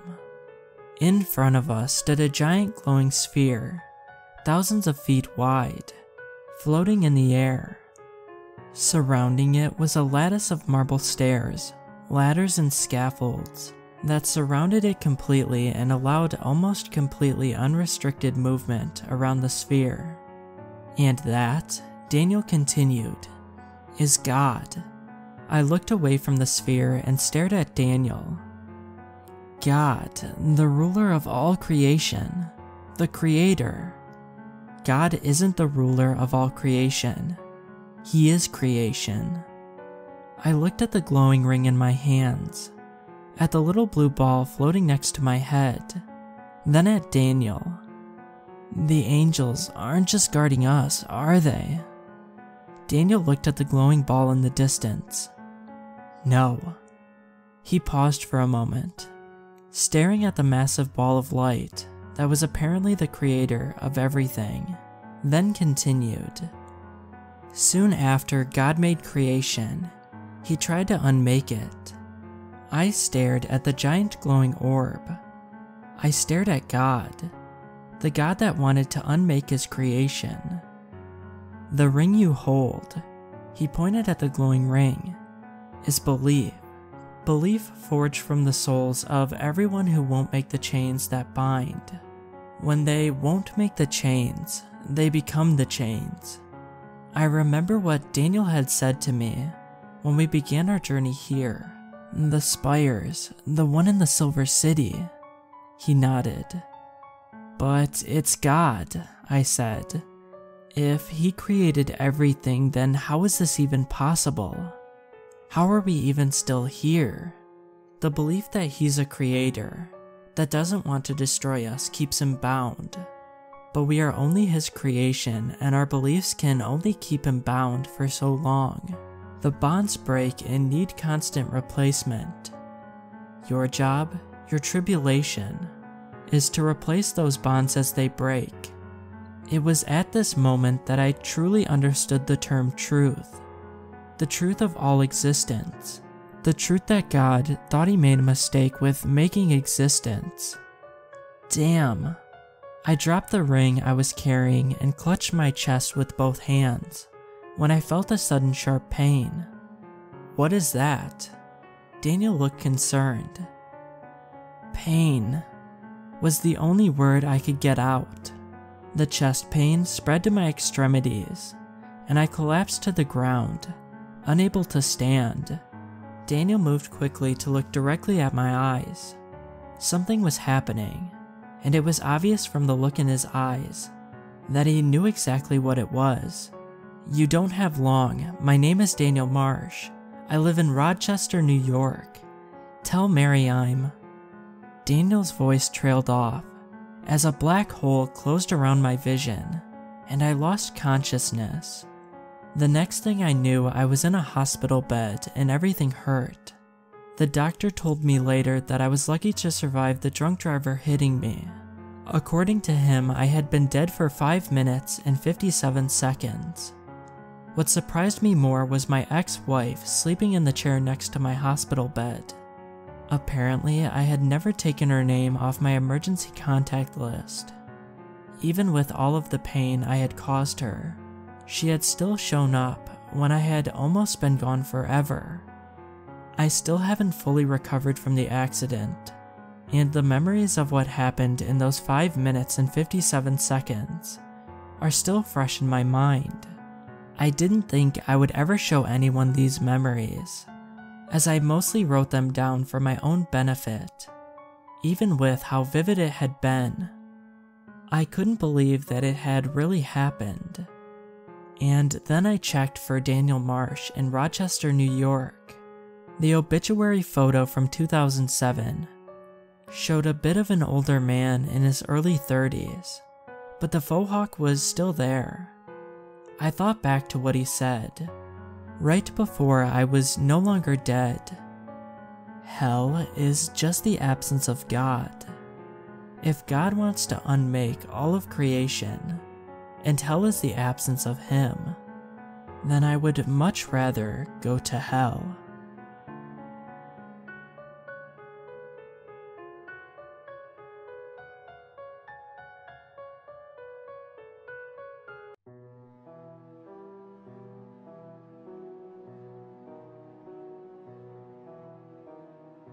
I worked the grave shift as a security guard for a hospital. And do I have some stories to tell? First, let me fill you in on the general layout of the campus. The main building is divided into 2 parts. The first part consists of a ground-level emergency department, an operating room on the 1st floor, and a child birthing center on the 2nd floor. And the second part holds the patient units. There are 7 floors here, and each wing is used by various patient classes: cardiac, behavioral, pediatric, etc. Apart from the main building is the McCam building, which is a historic structure that used to serve as a nursing school. Back in the late 1800s, it was a rectangular square building that was used partially for classes and partially for dormitories. Presently, it is used as an office space for handling management needs and things of that sort. It is only open during the day, unlike the rest of the hospital, which operates 24/7. My main duty as a security guard is to handle disorderly patients who are usually having psychotic breakdowns or are high on drugs, and to patrol the premises and make sure nothing is out of the ordinary. The exterior of the campus can get a little creepy at night, and my eyes are always peeled for wild animals, especially coyotes. Truth be told, I'd rather spend my entire shift outside with the coyotes than spend 5 minutes inside the McCam. I have to check it at least once a night, and I always make sure to bring my coworker with me.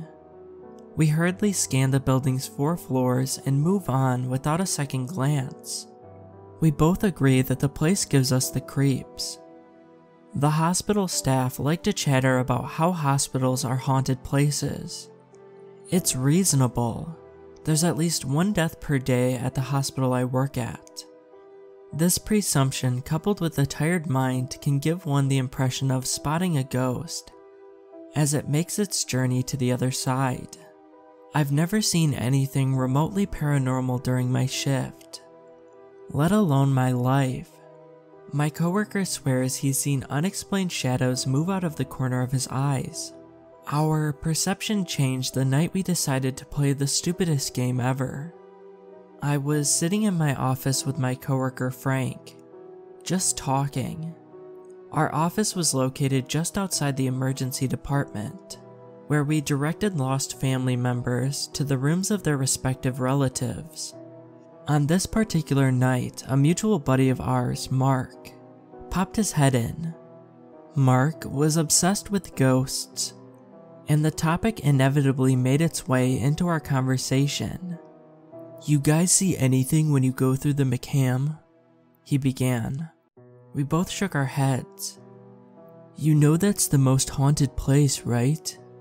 I rolled my eyes. Mark, not this again. It's true. You know that it used to be a nursing school. Well, apparently, it was a wicked tough one. Exams were brutal. They were so brutal that the nursing students began killing themselves because they were afraid of failing out. That's dumb, I said. There was this one group of nursing students. It was around 1910. I can't remember the exact year, but they were all so scared of failing their exam that they made a suicide pact. They all jumped from the roof and killed themselves, right in front of the entrance. I looked at him dumbfounded. Seriously? That's a load of crap. Mark regarded me with wide eyes. You don't believe me? Not one bit. Do you know the glass cabinet with the creepy dolls on the ground floor? I knew exactly what he was talking about. Near the main entrance, there's a glass cabinet that displays 5 homemade dolls that are dressed up as nurses. They stood 14 inches tall and wore those old school nursing outfits. You know, with the red crosses. I never gave them further inspection because there was something unsettling about them. There have been problems of hooligans stealing them in the past, but never on my watch. They were indeed creepy, watching me as I did my rounds through McCam. Well, they say that the souls of those nurses became trapped in the dolls. 5 students, 5 dolls. They say that if you go to the 3rd floor, stand outside room 333, and knock on it 3 times, so the 3rd strike lands just as the clock turns 3:33 a.m. The dolls will play hide and seek with you. I laughed out loud at this. Mark shifted uncomfortably. I looked over at Frank, who was also silent. Come on, Frank, you can't actually be buying this. I heard about it too. Frank mumbled. I don't know how the two of them convinced me to try out this foolish experiment. It was obviously a ghost story fabricated by some bored staff member who wanted to get a rise out of their coworkers. But before I knew it, I was standing outside of room 333 in the McCam building with Frank and Mark. It was 3:32 in the morning, and I felt like a fool. Well, here goes nothing, I said as I rapped on the wooden door 3 times. The sound echoed through the dark hallway and faded away. I checked my watch. It was 3:33 a.m. We waited in silence for a few moments. I braced myself for something, but nothing came. Come on, let's go. I was cut off by the sound of a door shutting downstairs. I nearly jumped out of my skin. I looked at the other two who were equally as shaken. I grabbed Mark firmly by the shoulder. Are you messing with us? I hissed. Is someone pulling a prank on us? Mark violently shook his head. I could see the terror in his eyes as my flashlight illuminated his face. We need to check it out. Could be a trespasser. I hoped. We slowly descended to the 1st floor. As we came into the hallway, I wondered how frightened we'd looked. I led the way with Frank close behind me, while Mark was literally glued to his back. We probably resembled some demented version of the Mystery Gang. I flashed my light on all the doors. None were open. My light came to the cabinet, and my heart leapt into my throat. Yup, they were gone. We're screwed now, Mark said softly and crossed himself. I turned to him. Mark, I swear if you're pulling a fast one on us, I'll throw you off the roof myself. When I said these words, a chill swept through me. The temperature must have suddenly dropped 10 degrees and I shivered. The air itself also felt depressed. A whisper drifted through my ear. "It started, we have to find them or something bad will happen." It was Frank. "Can't you feel it? The negative energy?" I could. I motioned towards the nearest door. "Come on," I said. We crept around the first floor, opening each door with great anticipation, not knowing what was in store for us. To my relief, the floor was empty. There was still no sign of the dolls. We gathered in the hallway and were about to make our way up to the second floor when we heard a slight patter above us. It sounded like 3 or 4 children were running around overhead. Pit-pat, pit-pat down the hallway towards us.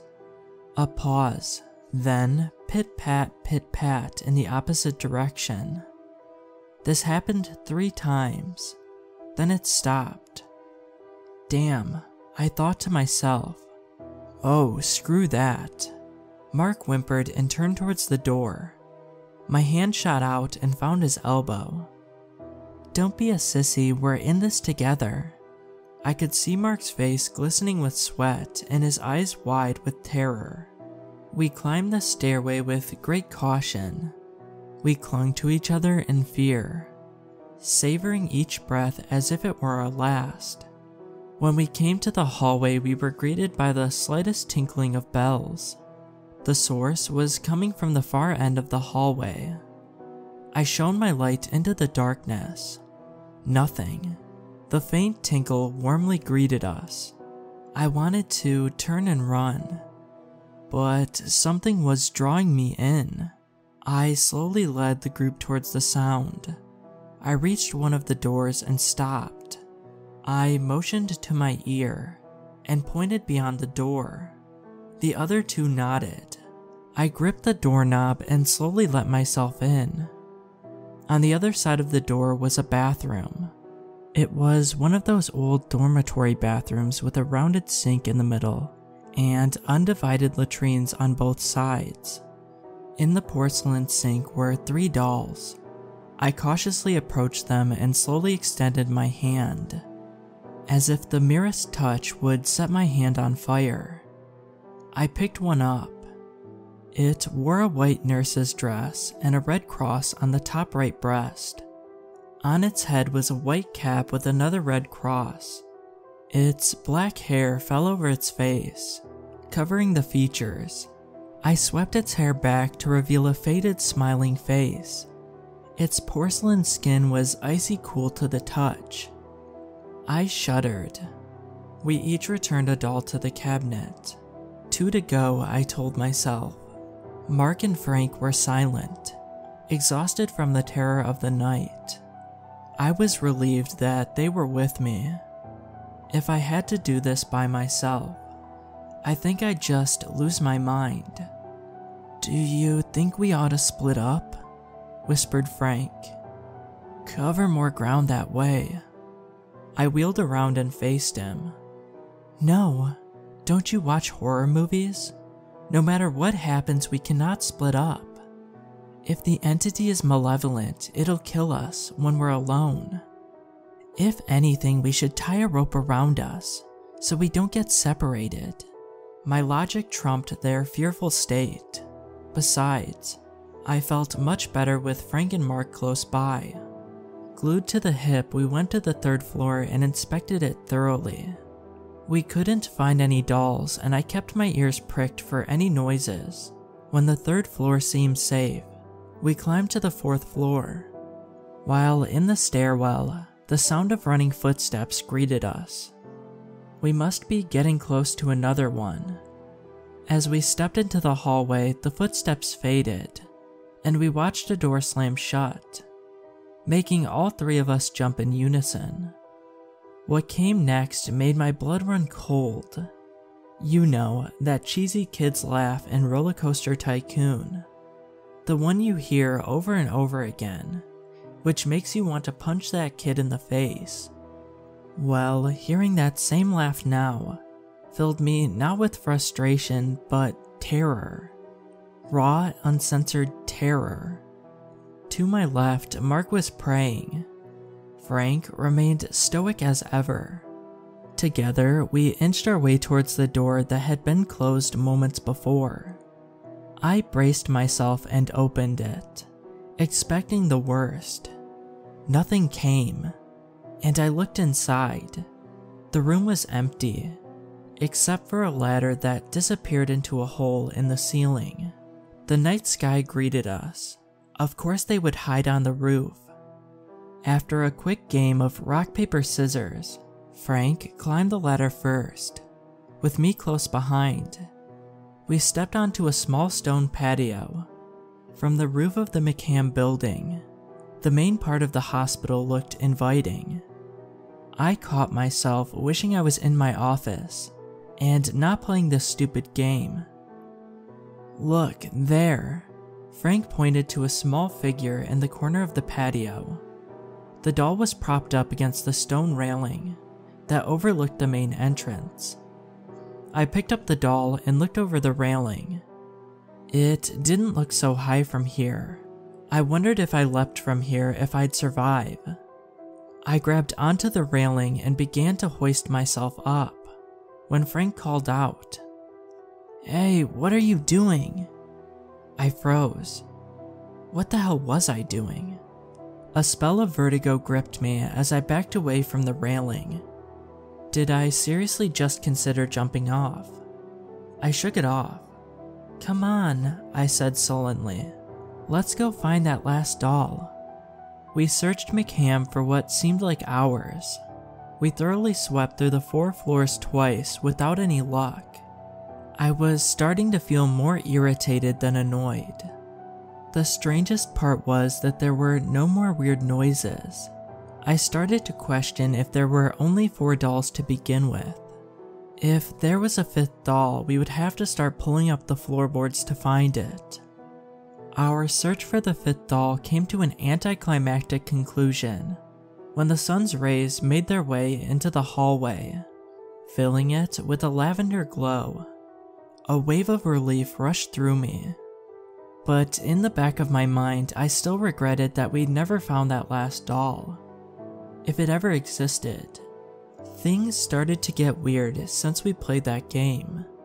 Every morning at 3:33 a.m., I hear the pitter-patter of small feet run by my office. Or if I'm on patrol, I hear a child's giggling. These things always last a couple of moments. But it always scares me when it happens, even though I expect it. I have returned to McCam since that night, but there are only 4 dolls on display behind the glass. I could have sworn there were 5. A little update.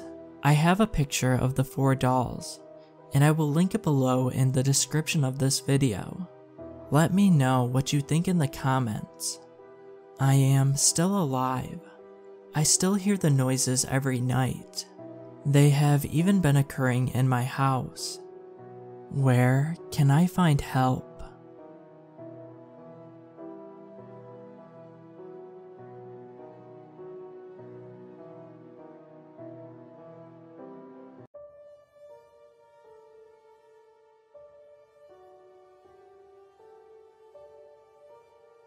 I finally got around to installing some lights in my side yard at my house. You know, the ones that automatically turn on when someone walks in front of it. My parents always had them at my childhood home. And as an adult woman who lives on her own, I decided it was a pretty decent security measure. I added a total of 4 lights to my house. 1 in the front, 1 in the back, and 1 on either side of my house. It didn't seem like overkill, especially since I'm paranoid, and being home alone in the dark bothers me more than anything. Hell, my electric bill is as expensive as it is, because I leave lights on in dark rooms.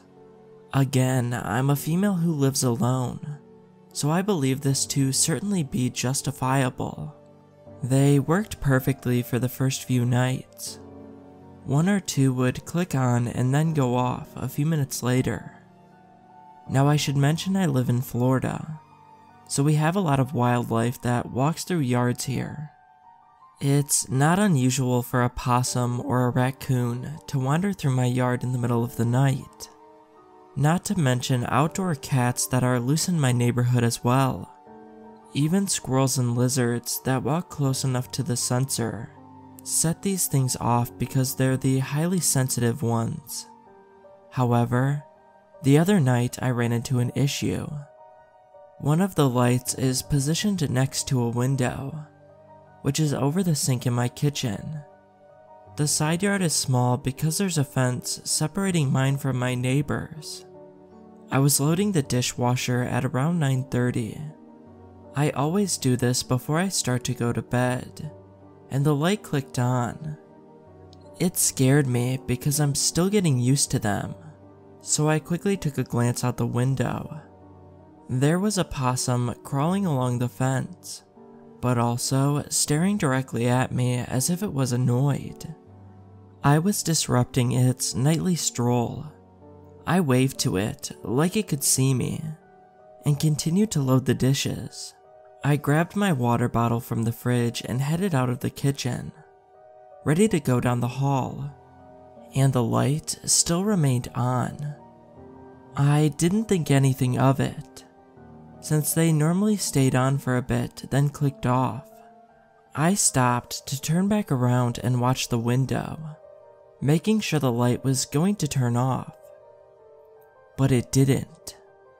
Another few moments passed by, and the light still refused to turn off. My throat was dry now, because this type of thing scares me, so I slowly approached the window to get out of it.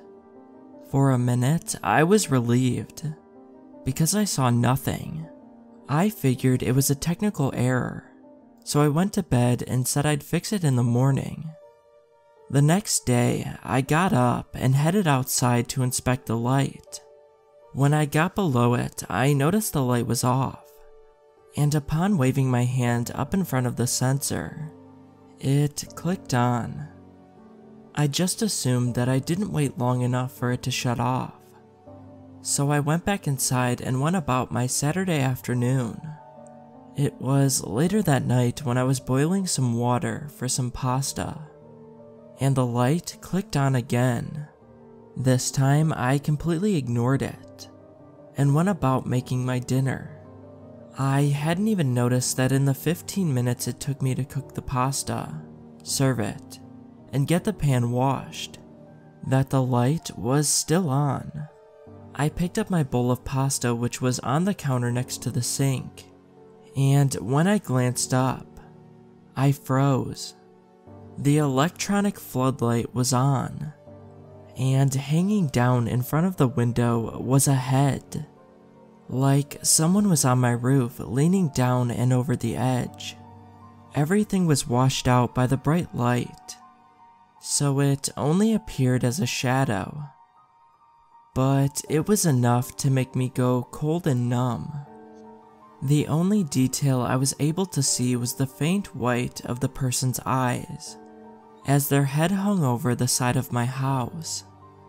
Their short hair was also hanging down, and was blown by the small wind gust. My mouth was open in shock, yet no sound was coming out. I was incapable of moving. I watched as the head slowly slipped upwards and out of sight. I'm assuming back onto my roof. The light remained on.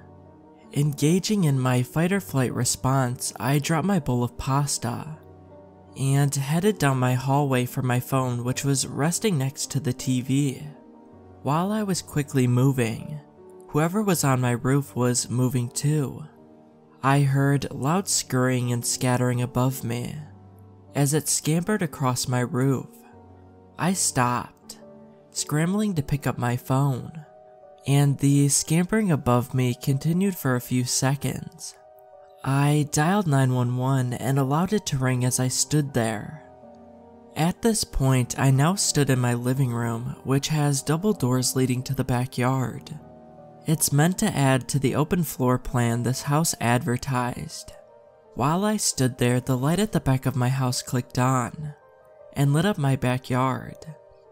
It made me speechless as the 911 operator had already come on the line and was asking me what the emergency was.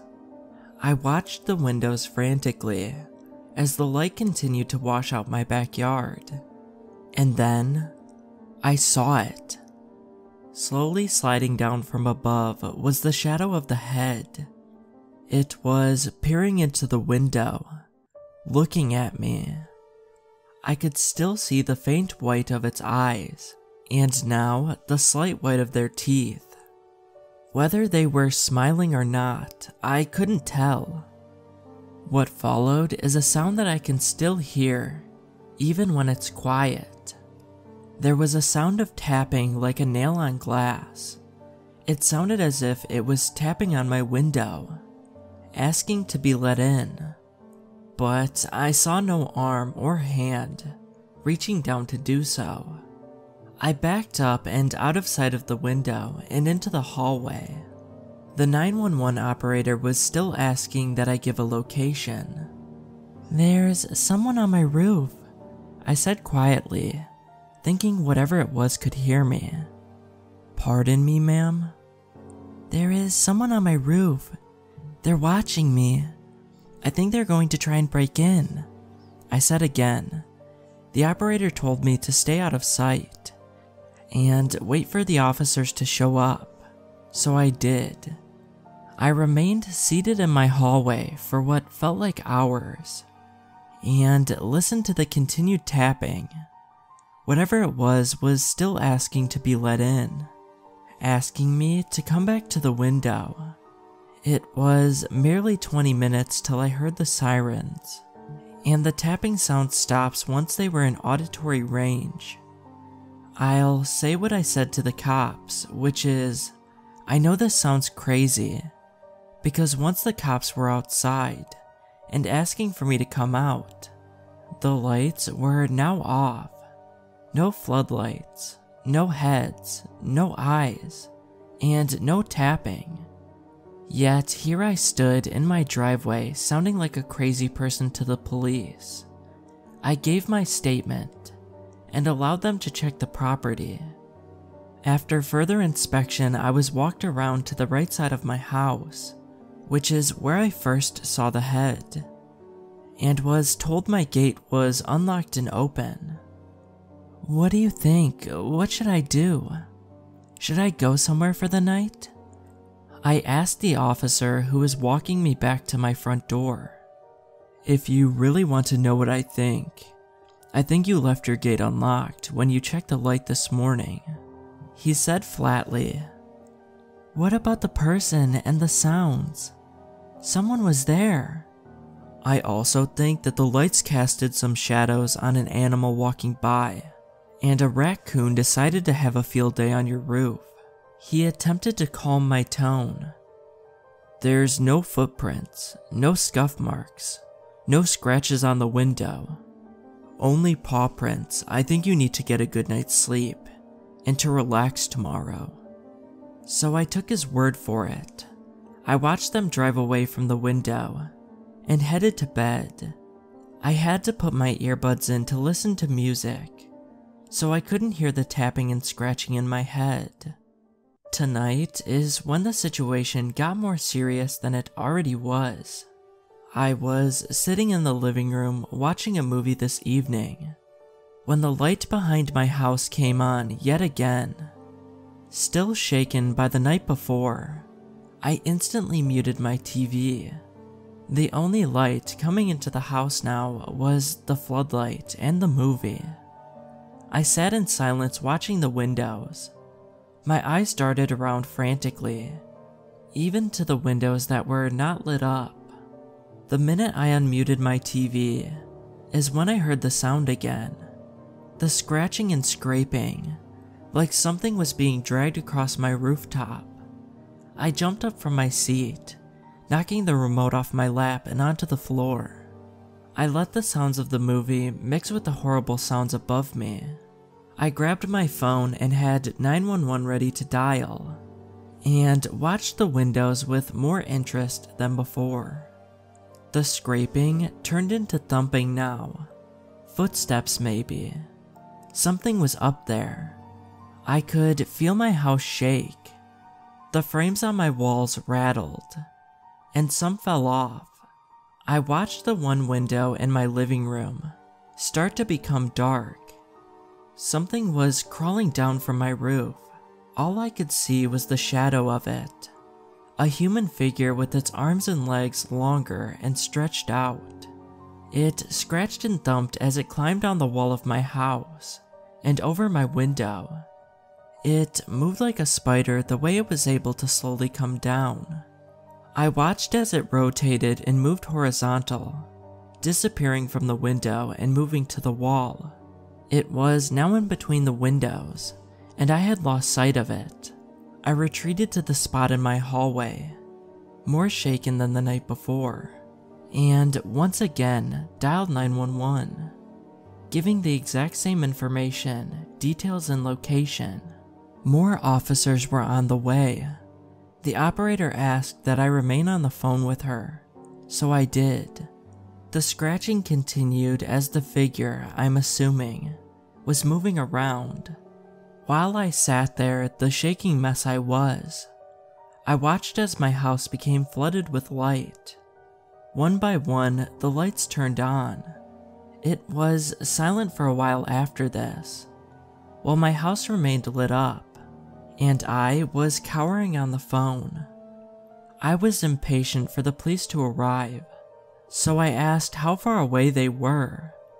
There was no response. "Ma'am, how far away are they?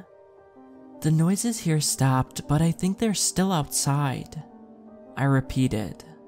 All that followed were raspy breaths through the phone speaker, like someone was clinging to their last breath of life. "Ma'am, are you okay? Did I lose connection?" I attempted to get a verbal response. The only response I got was chilling. "You have to let us in now, Casey." The tapping on the windows began again, louder, at every window. The scratching began on the roof again, louder. I shrieked and threw my phone across the hall. I have tucked myself inside my hall closet now. My phone is on 10%, and I've used my battery to write this out, because I don't even know if the police are coming. I don't know if I even actually talked to a real 911 operator. The tapping is still occurring on my windows, and I can hear it moving around from wall to wall, trying to catch sight of me. I don't know if I'll make it, but at least all the lights are still on.